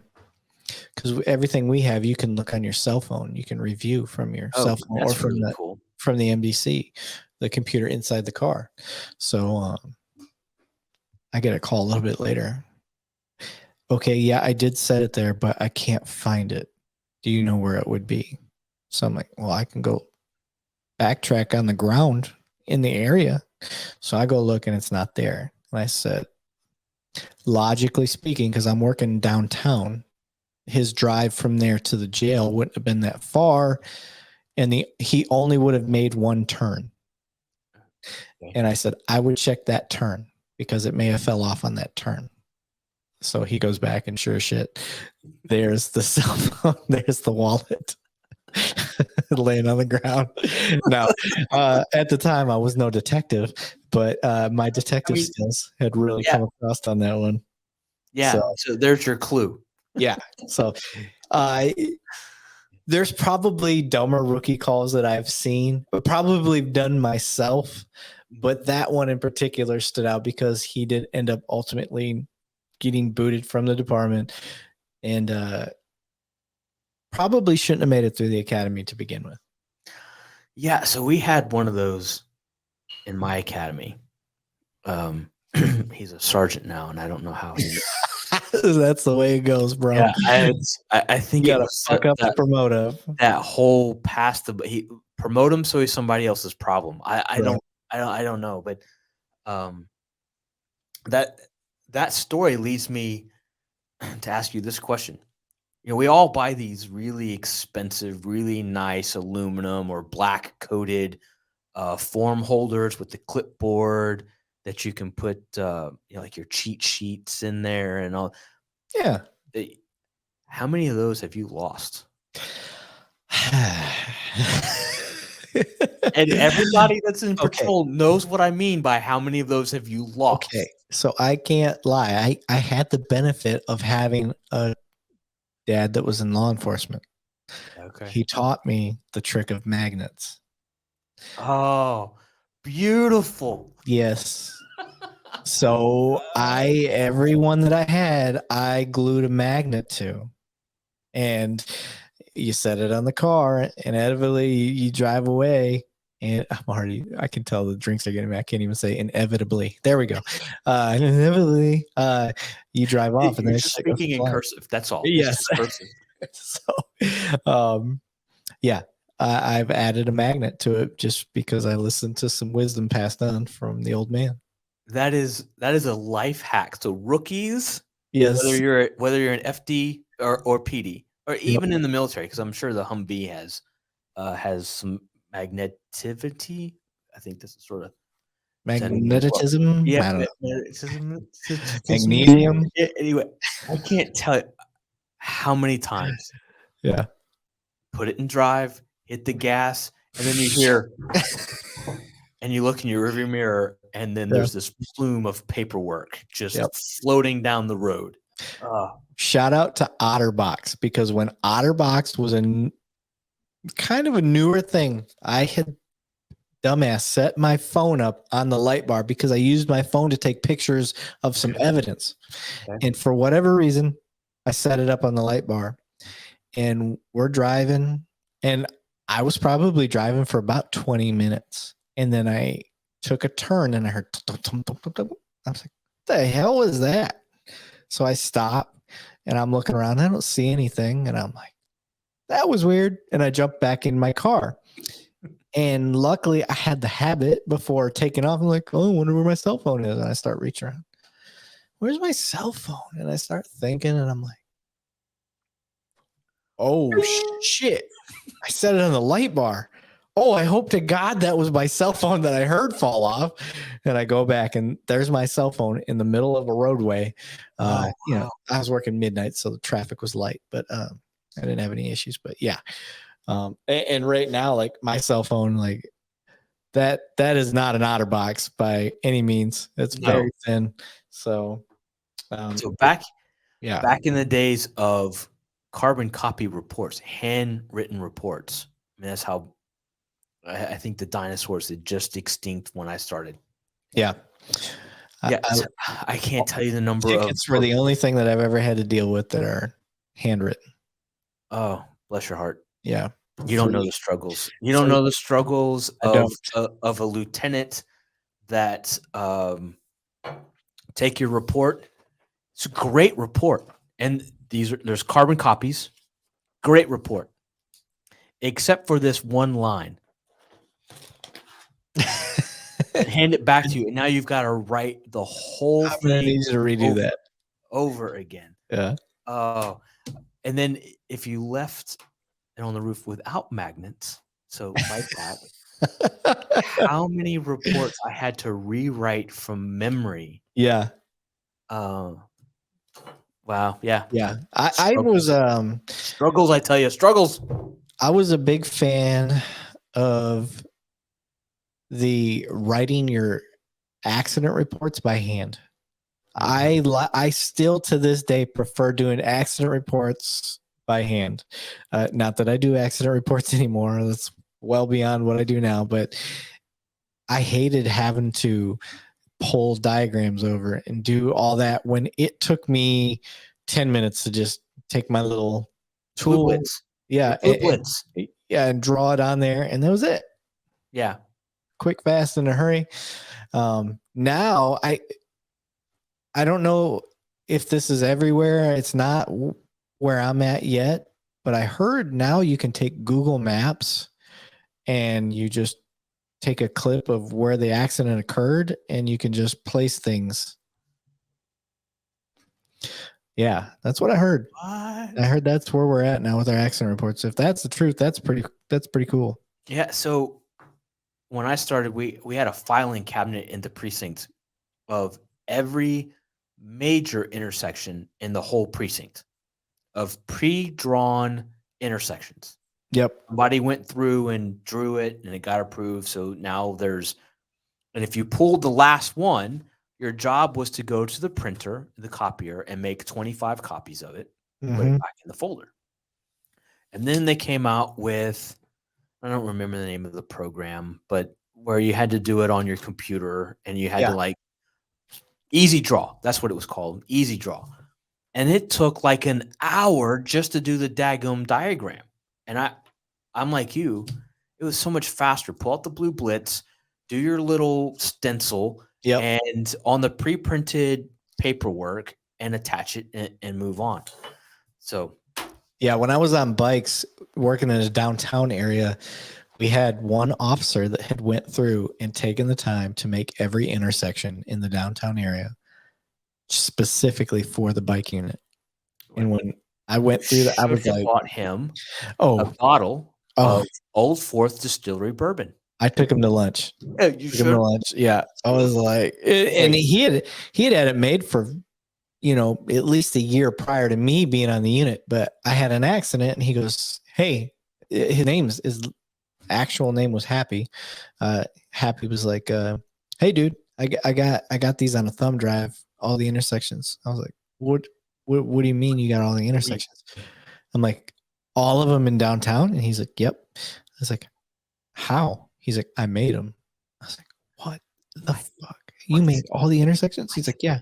And I looked at it, and it wasn't that he just made the intersections. I mean, he put every little detail. I'm like, "How do you?" He goes, "Every day that it rains, I make a map. Every day that it rains, because you're on bikes, right? So when it's raining out there, you're not riding around." No. So he just plugged away, kept a folder, and made a map for every intersection. And it's still used to this day. Bless Happy's heart. Yes. In fact, I now have the name of my future dog. Happy? Yep. Yeah, that's a cool name, ain't it? It is. It's pretty cool. It was cool because he was a black officer with pure white hair, and he retired the year that I made that unit. Wow. Yeah. It was a unique dude. I mean, you brought up a very interesting point. In the state of Georgia, it is statistically proven there are fewer traffic infractions on rainy days. Really? Statistically proven. Now, do you know what drives that statistic? I don't. Nobody wants to get out of their car in the rain. Yeah, that's definitely true. So less tickets. Now there's more accidents, but there's less speeding tickets. There's less. Yeah. So that's just. Do you want to talk about who was it? Was it FDR? There's statistics and there's damn statistics. Or no, that was Reagan. It was Reagan, wasn't it? I don't know. I'll have to look. Anyway, I just thought that I'd point that out that on rainy days it is statistically proven there are fewer traffic infractions. Yeah, well, I can agree because when the weather's bad, I'm like, I ain't doing anything today. No. Okay. All right. So here's a question that I ask all my patrol guys, and you were once in patrol, so this is a valid question to you. Are you a tucker or an untucker? Are we referring to our vest? Rain jacket. Did you tuck your rain jacket inside your gun belt? No. Have it untucked over the side. Over my belt. Who the hell would tuck it inside their belt?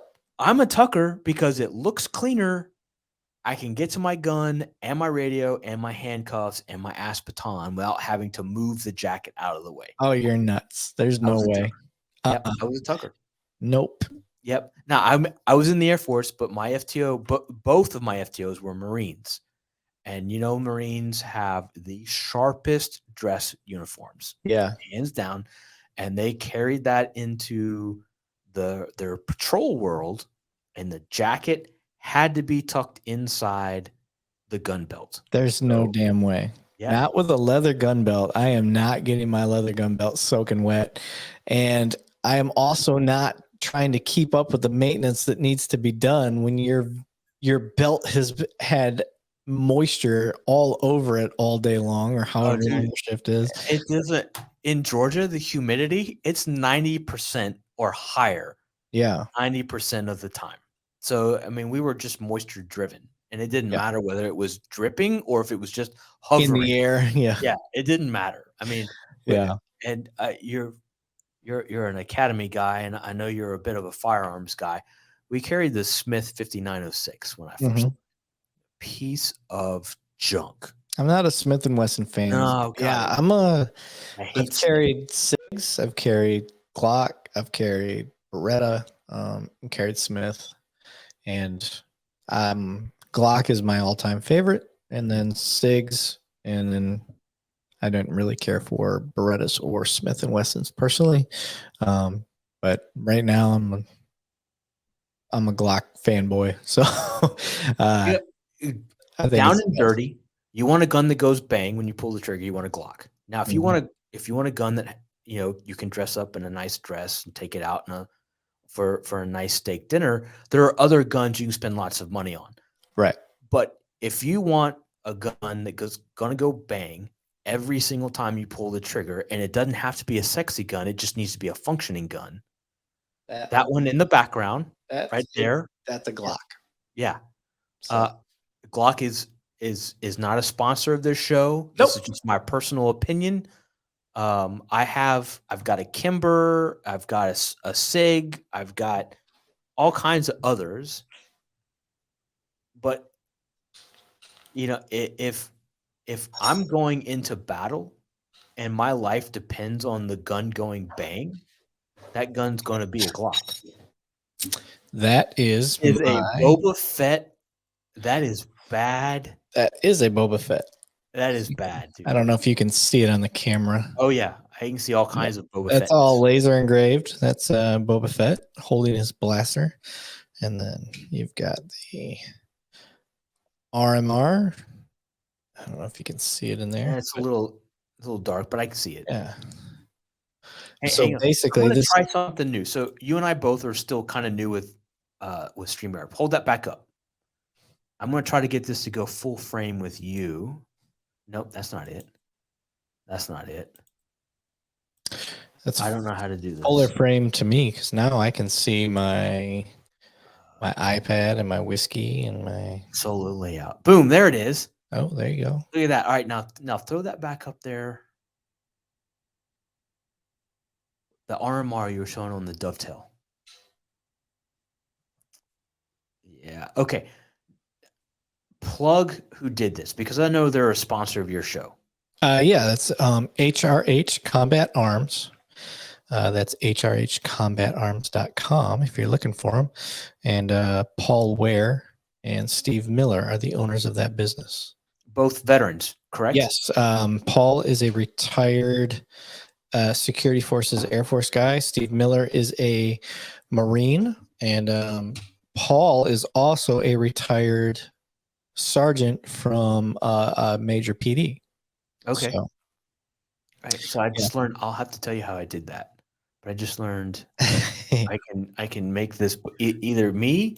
Yep. Oh, now I can see more. I can see your Roadcaster, and I can see your So mic. This is Rogue American Apparel. I gave them a free shout out earlier while you were indisposed.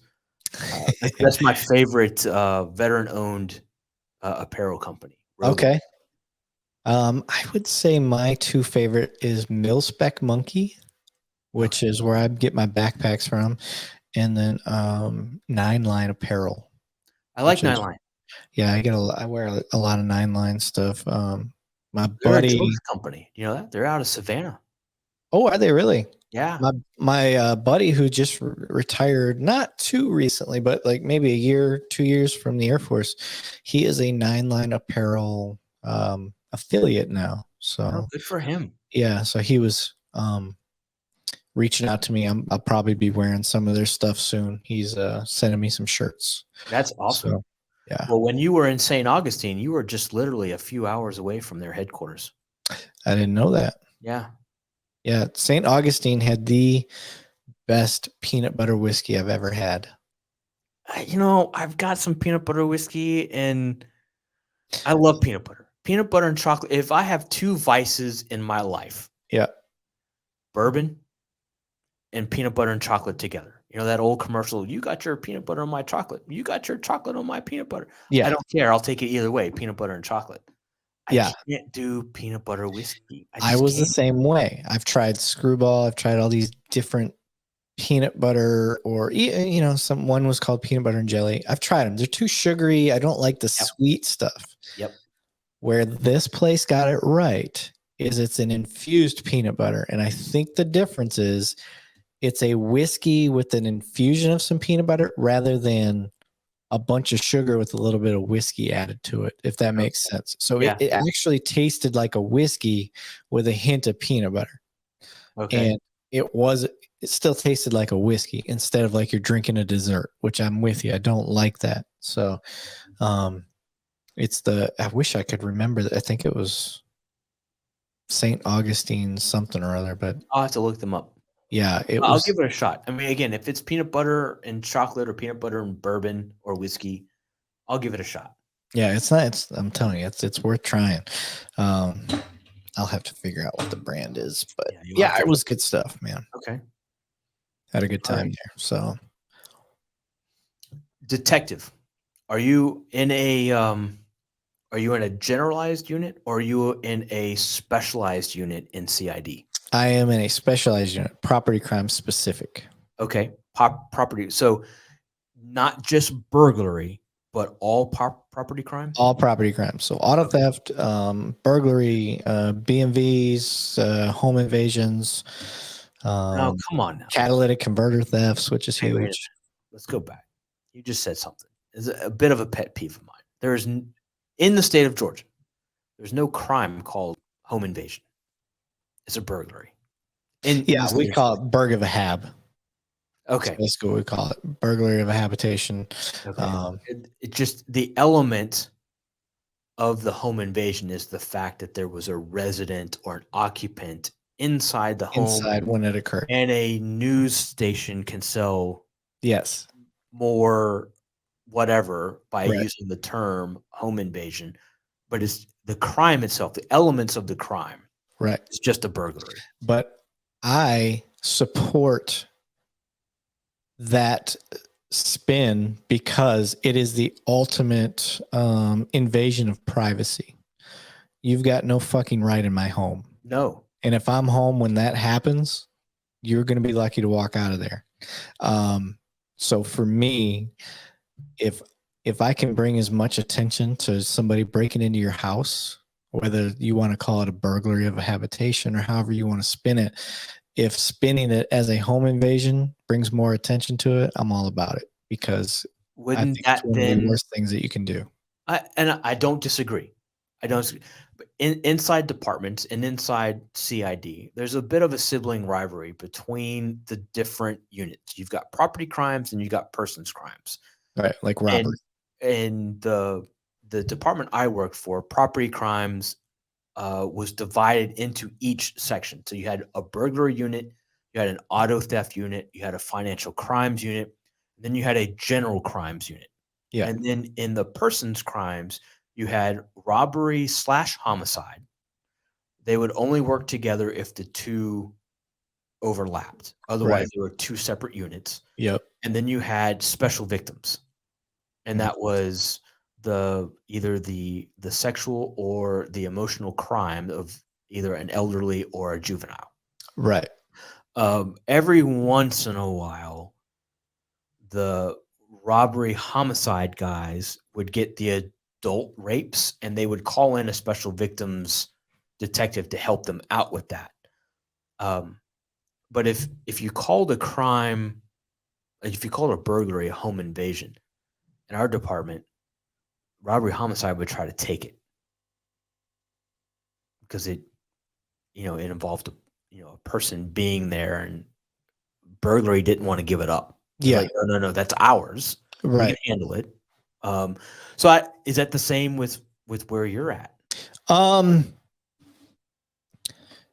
I haven't personally faced any territorial issues. Okay. That's good. If I say I want it, they give it to me. Okay. So, even if it's a homicide, let's say, I could get a hold of the homicide unit and be like, hey, this burglary turned into, somebody got shot. They're at the hospital, but they're still alive. And they're like, okay, just keep us posted. And you're still working the case. And all of a sudden it turns out they die. And then you're like, hey, I've done so much on this case already. Can you just be my second? Okay. Meaning I'm still working it. I'm doing it. And they're guiding me on any little things that I may need to shore up, because that's their bread and butter. But no, for the most part, everybody works pretty good together. I haven't had any territorial issues. And I think the reason being is there's so many calls, there's so many reports, that nobody's hurting for work. Fair enough. So in that case, if you want to work something, you're going to take something off my plate. Here it is. Take it. Yeah. No, I get that, and that's great. I'm not coming from where I was pre like 9/11, where information sharing was still, nope, this is mine. Yeah. I'm not. You're not going to play in my playground. Go over there. That's yours. This is ours. The element now crossed. There's a person involved. Now there's an injury involved. It's now a person's crime. Yeah. So I was just that pet peeve comes from those days where somebody was trying to steal my burglary. And no, we don't. I never really came across any of that. And like I said, I actually pretty proud of at least where I'm at, my department, for being so open to that. Like just even on the Breaking Bad call, like they didn't have to let me play along. No, they didn't. But they did. We're very much a teaching oriented department and a progressive. And when I say progressive, I don't mean in a political way. I mean progressive in a training way. We're always looking for the next latest and greatest and eliminating stuff that we know doesn't work. So it's not just finding out what's the latest and greatest, because you may just be reinventing the wheel. There's no reason to repackage, relabel stuff that you're already doing. So we're very good at finding new ways to do things, like the flock camera system and stuff like that I was talking about. That basically has changed the way that I do my detective work. I use flock every day, daily. I mean, I've caught 3 stolen cars from separate incidences in one day. And anybody that's done patrol work knows that doesn't happen. Not often. And that's just from a camera system. That's cool. That's pretty badass. So yeah. Going back to your call with the chick and the Aryan brother and your Walter White story, I've got to say kudos to your sergeant to allow you to stay. Yeah. When there's probably calls stacking up. Yep. Calls for service, and that's uniform's job. Calls for service. That's what they're supposed to be doing. Yep. It's answering those 911 calls and realizing that you could learn from that, and being, as a patrol sergeant myself, you know that sometimes if there's somebody not there, not everybody else in the team's got to work harder to fill that void now that someone's not there to answer. So kudos to that sergeant, whoever that was. Yeah. It's just one of those things. Like I said, I think it's kind of indoctrinated in the department that I'm at is, for the most part, in general, everybody's about teaching and allowing the ability to learn from experiences that you don't get to face that often in patrol. So if you get a unique scenario or a unique scenario to you that you haven't faced yet, and you let your sergeant know, and that's the other part that I tell rookies: quit being so afraid to not know things. That's a common thing with rookies, is like they get vapor. I don't want to say vapor locked even. They're embarrassed to admit they don't know a certain scenario. You're not going to know. I've handled a million domestics. It doesn't mean the next domestic I go on isn't going to throw me for a loop. Sure. It doesn't mean that I'm not going to know what to do. I'm like, oh shit, I don't know what to do. He's got 3 different wives. I've never seen that before. Whatever, just making stuff up. But yeah, no, fair point. It's possible. So every call is different. So just being able to sit back and go, okay, this is different. I don't know what I'm doing here. This is unique. Hey, Sarge, I need another body out here, and can I stick this one through? Because I've never seen this, and your Sarge is going to let you do it, unless calls are just so stacked, right? Which may or may not be. And if I'm the sergeant out there, I am going to say, you know what, maybe I'll handle a few calls to let my guy go do his thing. And you see that from the good sergeants. So, you do. Yeah. And I was blessed. My first patrol sergeant was that way. If there was a call or a learning experience, teachable moment, he would come out of the office, stop doing the lieutenant's job, who, wasn't a proactive lieutenant, but he would come out of doing the lieutenant's job from the office and come out and shag calls, just so that rookie could stay there. Yeah. And learn from that. Yep. So kudos to those sergeants that are working sergeants. Yeah. And then if you got a good sergeant, your patrol guys aren't going to let your sergeant take a report. No. It's not going to happen. So you see it when you're out there. If your sergeant is out shagging a call, you're like, I'll take that. Just let me wrap up here. That's if you're a sergeant out there and your guys aren't taking your calls from you, it's time for a self-assessment. That's right. Look in the mirror, pal. Yeah. Look in the mirror. There's something that's it's not them, it's you. So yes. I absolutely agree. Absolutely agree. Having been one, and I have emulated this particular sergeant and his leadership skills and his leadership style, because he was the officer sergeant. And we all would have run into any burning building. We would have stormed any hill. With him. And I wanted my guys, loose term, but my troops, to feel the same way. So I just, that worked for me. That's what I thought would work. I tell everybody, future leaders out there, if you know you're going to want to be a sergeant one day or whatever, some sort of leadership capacity, and you can be a leader as an officer. All you need to do to be a successful leader that people respect is provide the tools for the people around you to succeed. That's it. So I don't need to take credit for anything. I don't need to do anything. I just need to make sure you have what you need to be successful, because by proxy of you being successful, I will be successful. Right. And that's it. It's real simple.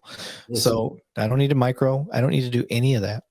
What do you need? You need more tint on your windows so you guys can go blend in on a UC car? Okay, cool. Got it. Let me do the paperwork. Do you need in-ear pieces for your microphones? Because, it just helps you do your job better. Okay, let me see if I can get some fundage for your ear pieces.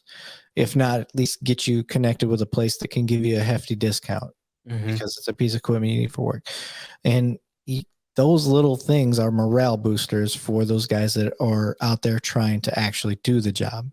Now, if you got a shit troop that is going to be lazy, ineffective, that's there just to collect a paycheck, you cannot spin your wheels on one person. You can do what you can do to try to get them, but you got to look out for the bulk, because that's what you got to deal with. So that person's either going to just continue to be the anchor, or they're going to move because they don't want to be surrounded by a bunch of people that are constantly succeeding, making them look bad, and putting pressure on them as a team to step up.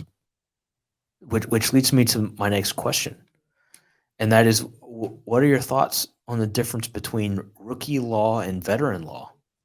Same words on the same piece of paper, the same page of your law book. What are your thoughts on the difference between those? Explain what you mean a little bit more. All right, so in confuse rookie law, they're fresh out of the academy, and the law is black and white. Yeah. And then you get 3, 5, 7, 12, 15 years experience under your belt, and you're looking at the same words on the piece of paper. You sort of alluded to this earlier about what's the right thing for that person, Right. what's the right thing for the community, and how I handle this call. Do they go to the jail, or do I let them detox for 45 minutes and I call them a ride? So expand on your theory on the difference, now that I'm putting it in a box, the difference between rookie law and veteran law. Well, it's that whole big picture perspective. And I think the big picture comes based on life experience. You don't have to be a 17-year veteran. You can be a 1-year veteran that's 40 years old coming into the game for the first time. You could be that rookie that's 40, 41, 45 years old, and you've got all this life experience, but you'd never been a cop before. So you come in and you're still trying to learn the laws and you're trying to figure out what you have as far as an offense and all that. But your life experience tells you, like, okay, what this guy did isn't worth ending his life for. And I don't mean ending his physical life. I mean ending like his career or whatever it is. An example I give of that is a UPS driver. I had pulled over a UPS driver as maybe a 2-year rookie. DWI, did the whole call, boom, it's over with, right? He got a DWI, more than likely. I didn't follow it up. He probably got fired from UPS. I followed the letter of the law. Whereas today, had I pulled over that same guy in the same scenario, looking back on that call, the totality of the circumstances, he was two blocks from his house. A DWI where I'm at is a Class B misdemeanor. It was his first. He had no criminal record. I have the discretion. I could have, for what I pulled him over for, I just pulled him over for speeding. Like 6 miles over, something small, pulled him over. And it was slow. I had nothing else going on that night. And for whatever reason, that guy's vehicle caught my attention. And I said, you know what? I'm going to pull this guy over, see what I can find. I was fishing. I had an offense. I didn't pull him over for no reason, but I had an offense. He was doing 6 over. It was the best thing that happened that night. So all of a sudden, I got an open container. I do the SFSTs on him.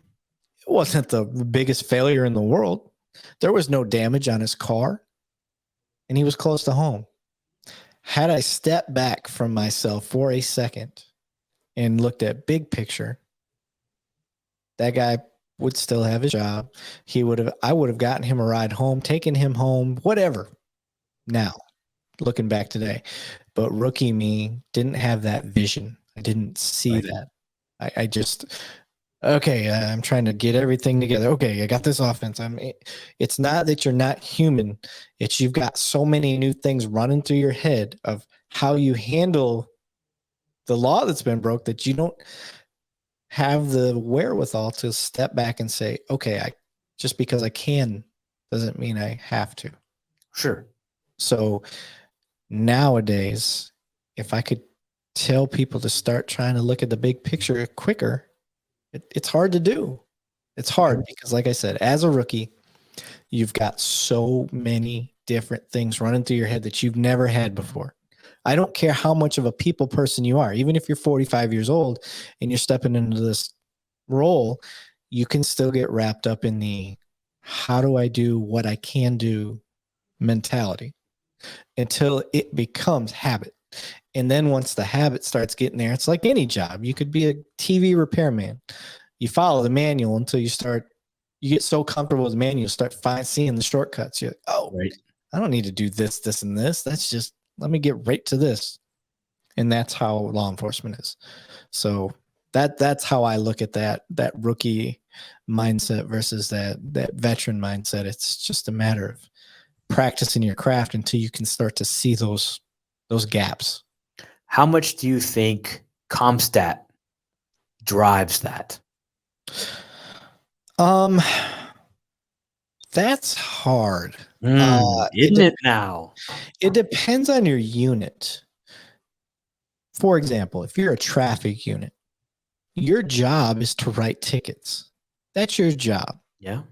You go out and you write tickets. Now, quotas are illegal. Sure. But job performance is based on what? How do you base job performance for a traffic unit? Are you out there making traffic stops? Okay, cool. How many tickets did you write? Oh, I can't really get into that because that's illegal. You can't tell me how many tickets I got to write. Right. But how do I judge your performance on your job? Okay, you made 50 traffic stops a day. Okay, that's a lot. Cool. Did you write any tickets? None. So you just pulled people over, but you didn't write any paper? It's not very reasonable to think that you pulled over 50 people and none of them committed some sort of infraction. Right. So why did you pull them over? Yes. So that's where stats start to get clouded. Mm-hmm. Because if you are the guy that's giving everybody 2, 3, 4, 5 chances, is your sergeant going to keep you?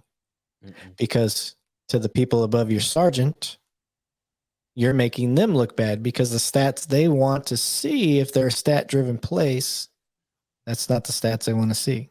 Right. Me personally, if you are stat-driven based on violent crime, that's where you want to be. Mm-hmm. Whatever we can do to stop violent crime, awesome.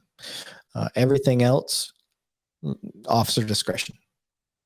I think that's fair. So I am not a stat-driven guy, and I'm in a unit that is, its existence is based on the stats that we provide. Right.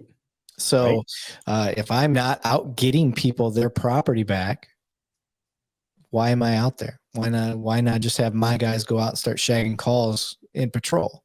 Right. So I'm in a stat-driven unit, and I'm all about going out trying to find people their property. But sometimes it just doesn't go your way, and you go a month or two without finding anything. So it's just a matter of whoever's in charge of those units understands, like, it ebbs and it flows like anything else. And then the people above that understanding that you can't push your guys solely based on stats. No, but it happens. It happens. It does happen. Yeah. So, and that gets into political aspects of the job. So yeah, and this isn't a political show, so we won't even bring up that Kalia is the Scientology of law enforcement. So we'll move on. I'm the same way. Yeah, I don't do politics on my stuff. No, it's just, it's too polarizing. Yeah. You start talking about politics and you instantly alienate 50% of your potential. Yeah. And it's not the point of the show. It's not the point of my show anyway. No. I'm trying to educate. I cannot educate you on something that is semantic, such as politics. Right. So. Right. Yeah. So, I know you said you had off till Thanksgiving. We are at 2.5 hours. This has been a lot of fun and one pee break. Yeah. That was my fault. Normally I go to the bathroom before I start doing this stuff, but and you broke the seal. Yeah. So all right. We can go as long as you want to go. I'm here till 5. So my time, 4:00 your time.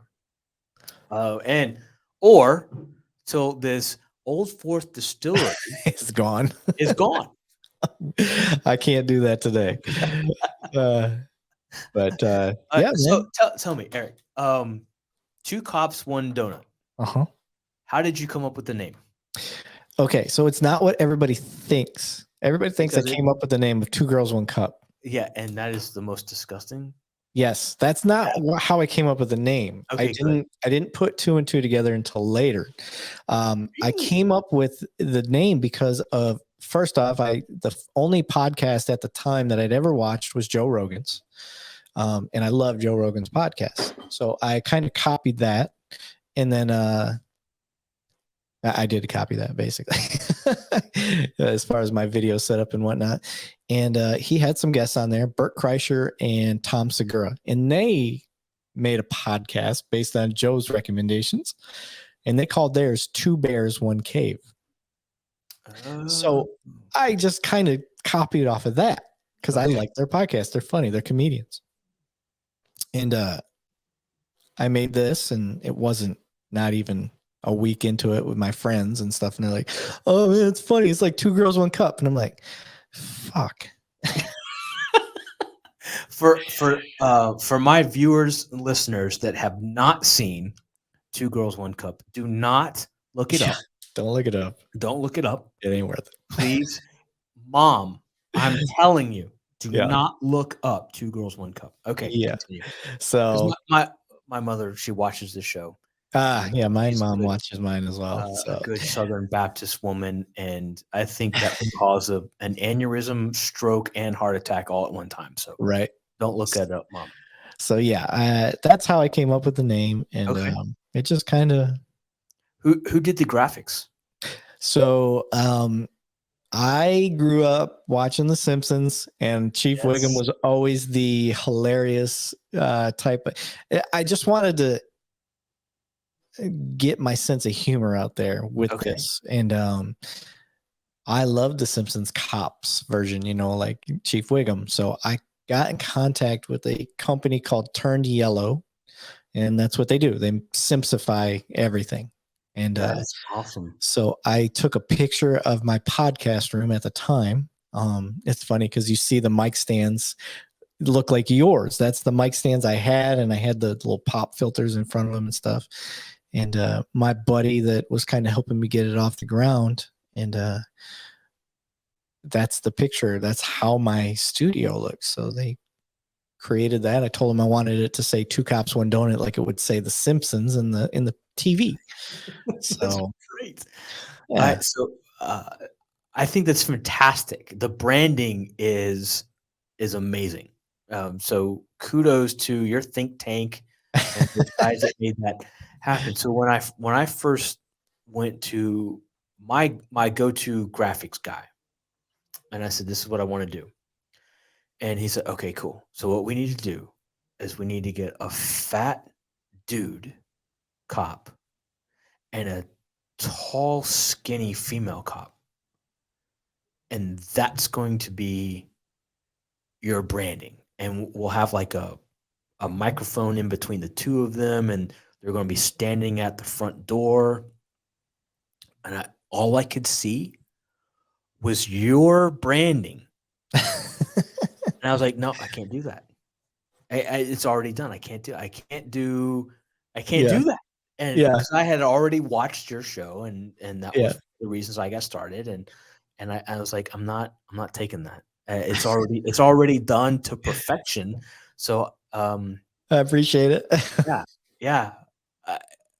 I grew up. I wasn't allowed to watch The Simpsons growing up because Bart Simpson said, "Eat my shorts." Eat my shorts. Yeah.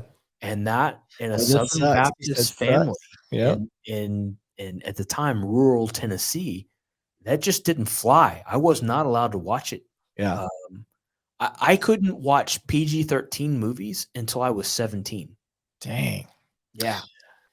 It was a little different growing up in Flint. I wasn't allowed to watch In Living Color or Saturday Night Live. Okay. But I still watched it. Yeah. What they don't know. Yeah. In Living Color was my favorite show growing up. Yeah. That was a good one. That was a good one. But I had friends that weren't allowed to watch The Simpsons as well. And I remember when their video games first started coming out on Nintendo. I was like one of the only kids that was even allowed to have it. That's great. I know. So tell me this. How is it, and I'm going to piss some people off here, but how is it that the generation that was raised on South Park is offended by everything?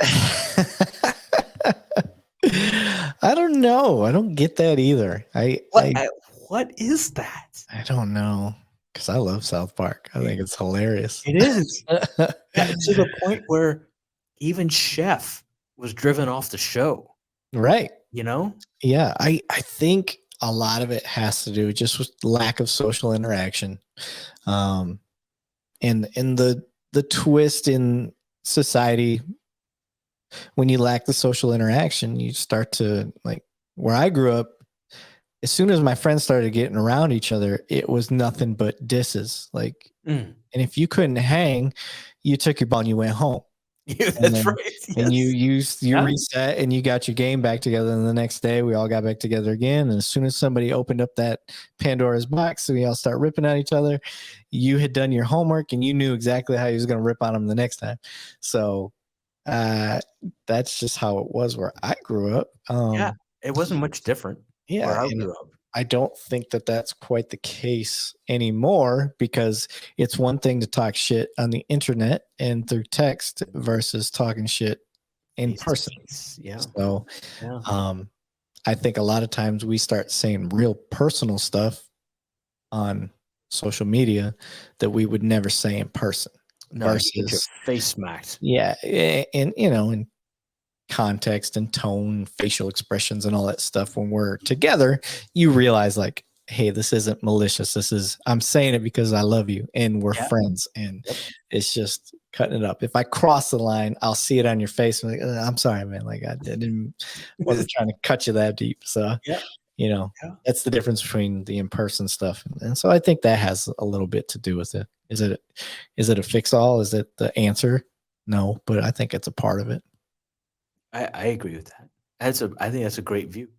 When I was a kid, we were sent outside, and when it started to get dark, you knew it was time to work your way back Home. Yep. to earshot of the Yeah. front door. So you could hear So mom. so you hear mom call in, it's time to come in, and Yep. that, all right, guys, gotta go in. But otherwise, we were outside. Yeah. You knew if you yelled back, come in, you had at least another 10 minutes. Yes. Yes. Yeah. Exactly. Yeah. Yeah. Yeah. You had enough time for a few more plays in the backyard if you were playing football or whatever it was. Yeah. Okay. Football. Backyard football. Uh-huh.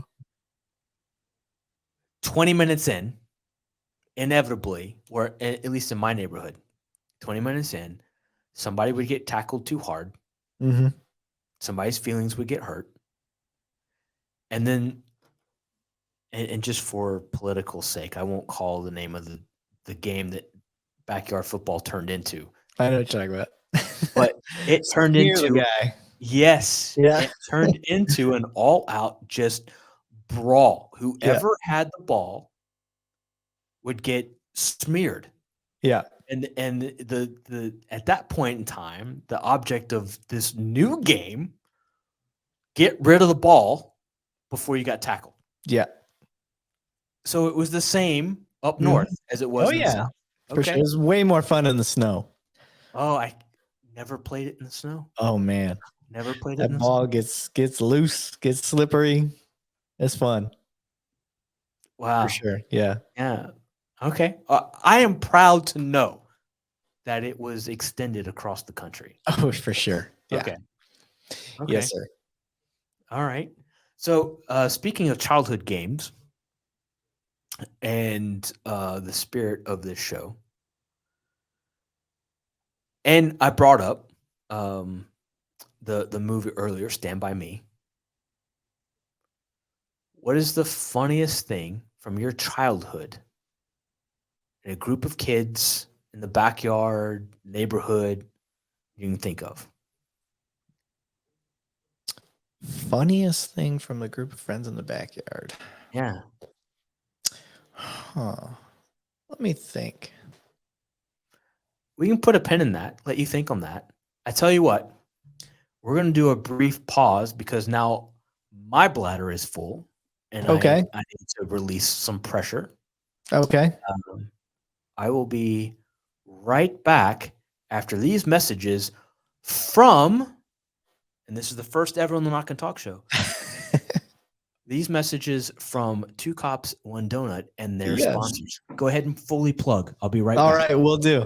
All right. So if anybody's ever wanted to check out my show at Two Cops, One Donut, one of the things that you can go to is I am on YouTube, and you can either type in Two Cops, One Donut, all spelled out, TWOCOPS, ONEDONUT.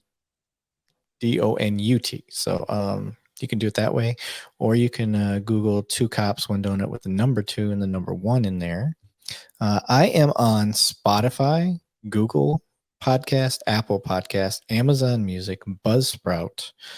I'm on Twitch. I'm under Two Cops, One Donut, all spelled out, but with 2 T's at the end for now. Still working with Twitch.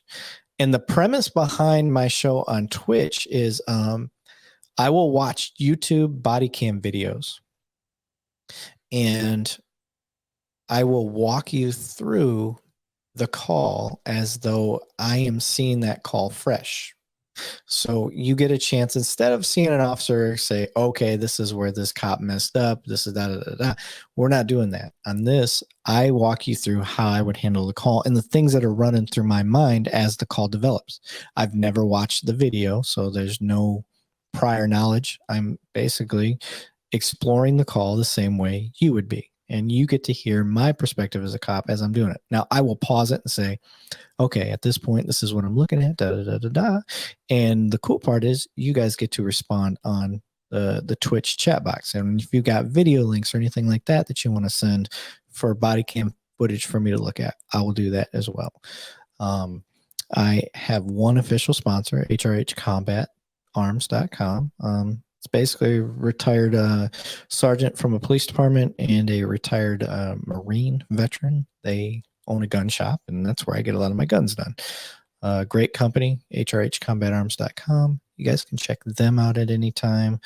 I am on Instagram. I am on Facebook. I have a Facebook page, a Facebook regular account, I guess you would call it, and then a Facebook group.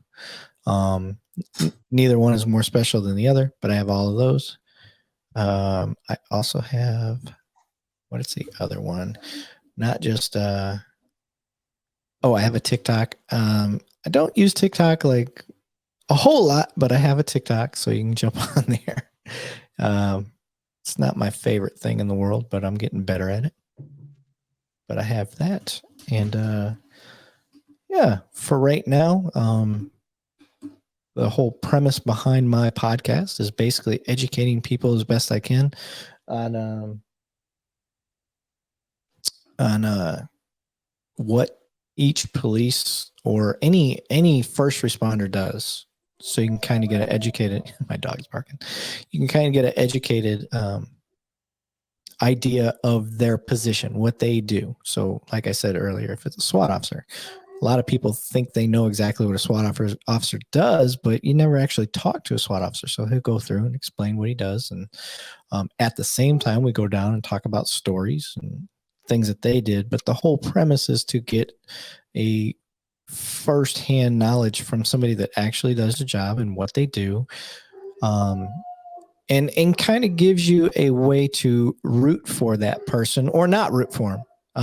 Based on their personality, because it's long form discussion. We're talking for 2-3 hours. Look, this is the Knock and Talk podcast I'm on. I don't know if he's ever done a 3-hour podcast, and we're coming up to that mark right now. And we probably talked a half hour longer prior to even getting the show started. So, you got all of those factors in a long format. And the point behind that is you can't fake your personality that long. And that's the part I want to get to is too often we see police or any first responder on social media, and it's all this soundbite stuff. Like it's a quick clip where you don't know if that's their genuine personality or they're doing what they need to do to look cool on camera. But 2-3 hours of talking, you get a chance to see the person's real personality. I'm hoping on this one you get to see how I am. As fun as it would be to be this happy and upbeat the whole time throughout my life, I hope you get that vibe from me. This is just my personality. It's how I am. I'm not trying to fake anything or be anything. I love my Hawaiian shirts. I like laying back, chilling. And I love doing police work. And most importantly, I like talking to people and trying to educate. I got an educator's mind. So in this, I hope you get that out of that. So if you are interested in that stuff, feel free to check out my podcast. I am laughing because my dog is barking like crazy right now. Somebody must be at the front door. Give me 1 second. I'm going to look at my fancy Ring doorbell. I have. That's a nice ring plug. Yeah, I do. I am back. You're back. Yeah, I wasn't sure how long you needed to hijack my show for, but I was listening. Oh, okay. Yeah, I agree in that you can't fake your personality for more than about maybe an hour. Yeah, I would say 20 minutes is hard to keep up a fake persona. Yeah, I just think back to like first dates, right? A first date is you're on your best behavior, you're trying to pull out all the stops and impress and all that kind of stuff, and in a continuous conversation setting, that's about an hour. But you got a lot of outside factors that give you a chance to refresh. Sure. Yes. When it's just you and me, this is it. There's nothing that changes the atmosphere. No. You know what I mean? So I think it's that much harder to do. It is. Yeah. And I haven't done a 3 hour. The most I've done it was about 2 hours and 20 minutes. Okay. And I got a little bit of feedback from two of my 6 continuous viewers. Don't listen to the haters. I've had so many people tell me, dude, it's too long. You need to cut it up, chop it up. I'm like, content is content. Yeah. This is what the most popular podcast in the world is regularly 3 hours long. And that's Joe Rogan's podcast. So if he can get away with it, why can he get away with it? Because his content is good. Yeah. And he's Joe Rogan. And he's Joe Rogan. Yeah. That's true. And but to me, if the content's good, and the beauty of podcasting is you can pause it and play it whenever you want. I don't listen to Rogan's podcast all at once. I listen to it to and from work.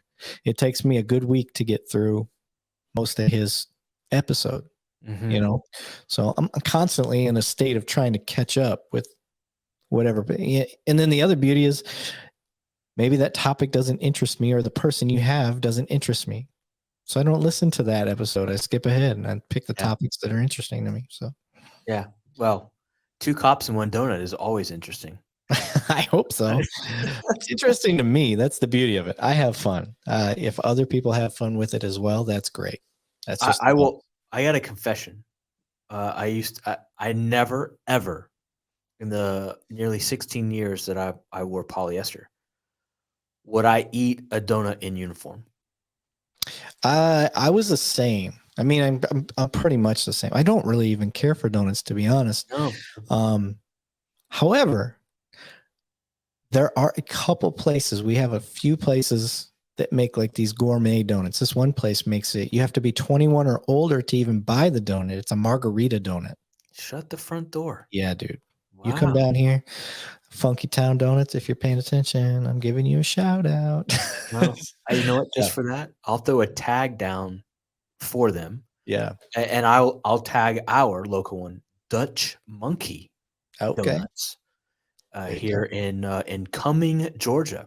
All right, they do some fantastic gourmet donuts. But as a regular patrolman, even when I was in CID and not wearing a uniform, I still would not eat a donut on duty. I wasn't going to be part of that cliche, that persona, that.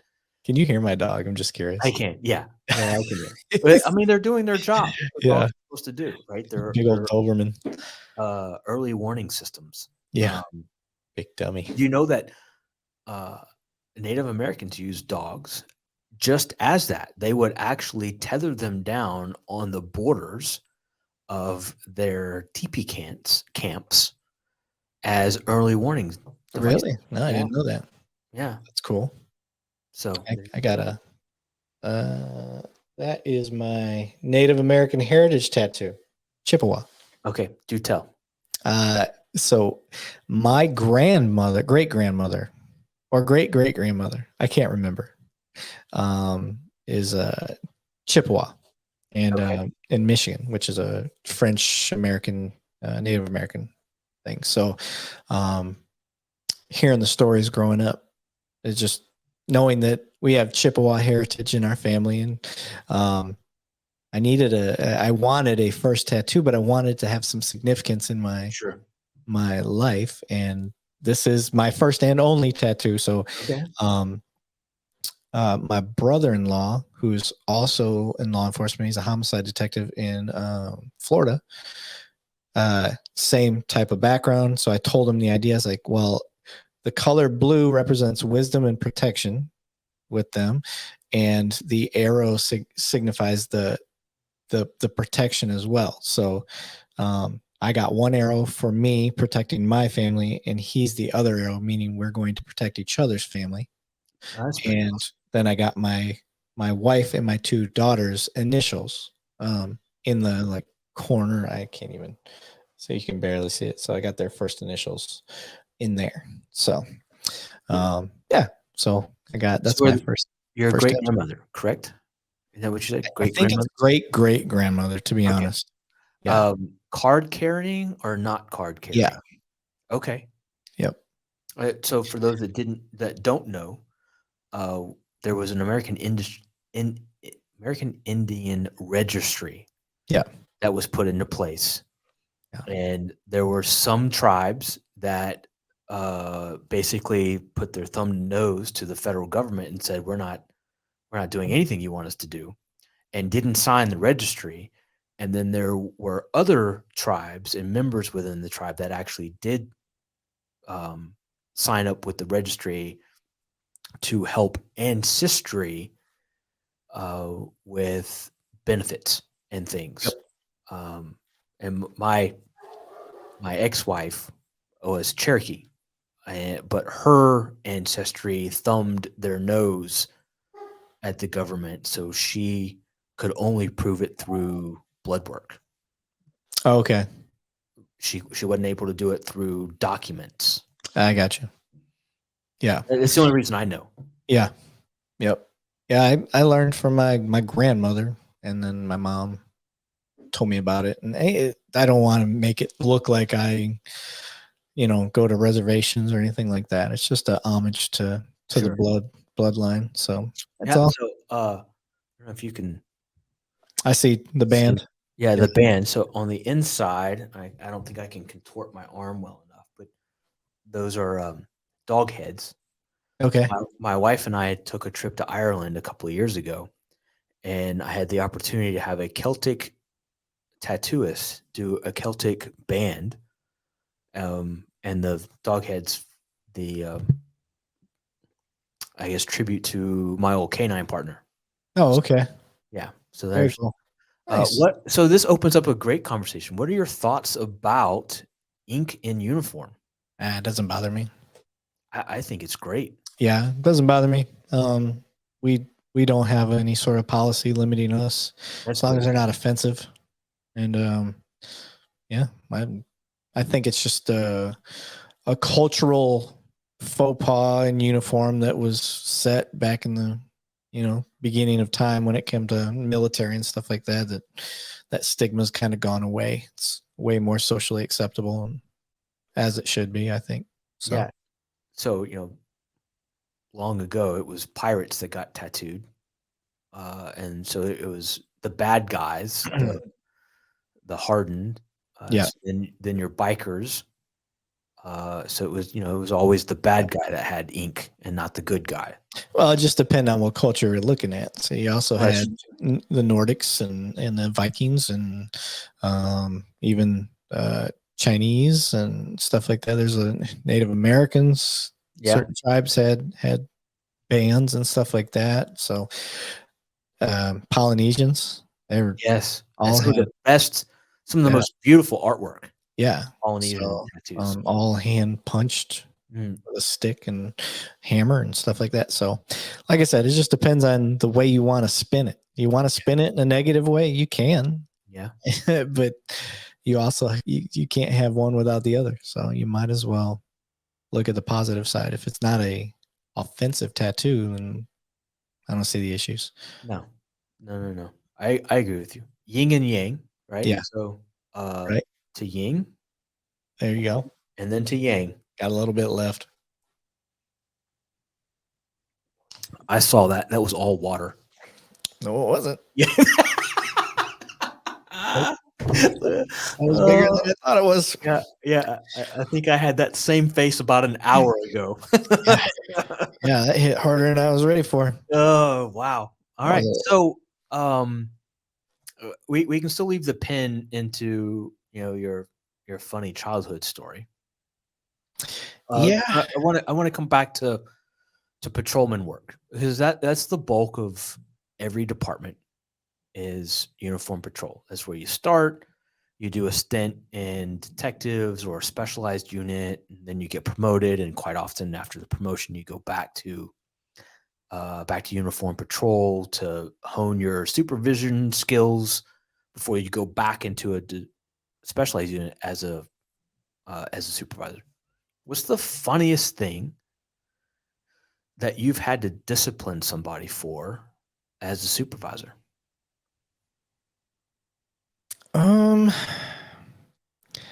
High centering their vehicle off the side of, of a parking lot.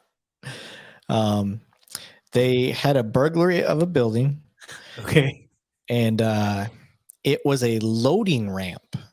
So at nighttime, it looked like it was part of the parking lot. But basically, it just chopped off. And that's where the semi-trucks would back up to. And then a port would come out or whatever when they opened the garage. And then they could just walk to and from the big box truck part. Well, the patrol car was trying to look around the building to see if there's any forced entry before they decided to go get out on foot or go inside. And they pull through that thing, and all of a sudden the front end of the car goes boom, and they're like, oh, and the car just basically teetered. And I get a call like, hey dude, Sarge. yeah, that was military. Was it? That was military. Oh. Yeah. Oh. That is the funniest call I've had out there. That was I have seen those pictures of the Flightline SPs that drove patrol cars into aircraft. yeah, like how does that happen? Yeah. Yeah. The plane wasn't moving. Like it was bedded down. Yeah. It was literally strapped to the flight line. Like you can't, and it has these big red lines around it. Yeah. Yeah, you're supposed to drive. Yeah. How did you? Yeah. Yeah. Yeah. We all sorts of funny, making airmen go, hey, we need 2,000 feet of flight line. Go to supply, go get some flight line. Yeah. All right. So this brings up a great question. I sometimes I forget that some of the guests are both veterans and LEO or first responders. So, what's your favorite prank? Oh, you got a second? Oh, we've been in this 3 hours. Go ahead. Yeah. Okay. We'll end on this because you're not topping this after this. Okay. Okay. All right. Okay. Okay. So building this up. I worked at a nuclear base, right? So the ICBMs, intercontinental ballistic missiles. So I was a cop, and we're working the what do you call it? The weapons storage area. So you have to every few months in the weapons storage area, you have to run decon emergency response stuff. So if there's ever like a radiation leak or anything like that. So during those, the emergency management systems basically respond and put up a fake wash unit, like a decon unit. type Okay. thing. So that's fire department, ambulance, all that stuff. It's a standard thing. Well, when you have a rookie that's training and his job is the fire teams, meaning he just goes out and checks the perimeter and checks the locks that are on the igloos where the nukes are kept, right? Okay. Well, if you use infrared gel that's in the glow sticks, basically, when you break an infrared gel glow stick, you still can't see anything. You have to have infrared on Okay. for it to light up. So we had a sergeant that tells us, like, this is what we're going to do. You know, when you're in the back seat, break one of these open and pour it on his coat. Okay. So you pour it on his coat. He goes, and his job is to go check the locks. So while he's checking the locks, the Sarge had already poured some of that infrared stuff on one of the locks. Hey, and you're watching him on the cameras. Hey, did you check to make sure there's no contamination coming out? Yeah, I did that. You can hear him on the radio. Yeah, I checked, Sarge. He's like, you have to wear the infrareds to check. Yeah. You wore the infrareds, right? Yeah, I wore them. He didn't. So he goes back to the truck and he's putting the infrareds on, and you see the reaction. He pulls him down. He looks, and he Oh my God. puppy dog heads it at the lock, and he's like, and he backs up, and he's like, you see him looking around, and when he looks back to his right, he sees the infrared that had been poured on his jacket. In his mind, he's seeing radiation. Yes. He doesn't know what he's seeing. So he's like, and you see the coat land on the ground. Now, this is all in night vision. So you're looking through a camera on night vision, seeing this reaction. And coat goes on the ground. And Sarge gets on the radio. You got anything to report? There's an issue. It's getting out. He doesn't know what to call it. It's getting out. What do you mean it's getting out? And he's like, tell you what, son, stand still. Just don't move. Don't do anything. Meanwhile, the standard response that was supposed to come for their normal training is coming around the bend. Lights and sirens. They're in on it. Come in. They set up shop like they would normally do. And they get this kid. This kid gets in there, and we're like, don't touch anything. And he's got his cell phone, and the Sarge looks at him and goes, do you want to call your mom for the last time? Oh my God. Yeah. Oh my God.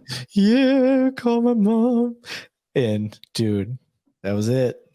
Oh my That God. was it. We ended it right there. He was like, gotcha. Like, That is he's gotta like, be one of the best. dude, that is the best prank I've ever seen. Now, I didn't coordinate it. I just got to be a part of it. Yeah. But to that sergeant, he knows who he is. One of the best pranks ever, because it didn't cost anything. Right. It was what we normally would do for training anyway. And it was just at the expense of this one kid. Well orchestrated, well timed. Man, it was that great. is beautiful. Yeah. Many more pranks, but I figured 3 hours. I think you got a good podcast on this one. And I got plenty of more ammo, so we can do another podcast. We can load up and do it again, huh? Yes, sir. All right. Well, I'm going to take a cue from a master podcaster. Yeah. And I'm going to throw the extra music. Very Say episode 12 is now in the books, ladies and gentlemen. And count it. Thanks to Erik Lavigne of Two Cops, One Donuts. Knock&Talk. That's where it's at. Yeah, it's been a good one. I don't know if I'm going to keep this as a solid 3-hour episode, or if I'm going to split this up somewhere around bathroom break number 1. There you go. And it wasn't without some challenges, but that's the way love goes. That's the way it goes, man. Yeah, it is. Roll with the punches. It'll be fine. I promise. All right. Well, I don't know how else to end this other than saying it has been a wonderful pleasure. Thanks for coming on the show. Anytime you need a fill in, let me know. I'd be happy to come on. Yes, sir. Two Cops. As soon as I figure out how to do this, we'll get it going. All right. I just haven't got it set up yet. So okay. All right, brother. All right, my friend. Be safe, stay well, and we'll catch you next time. Thank you, brother. Take it easy. The Knock&Talk Show is a certified veteran-hosted podcast. Show your support. Tune in, share, and subscribe.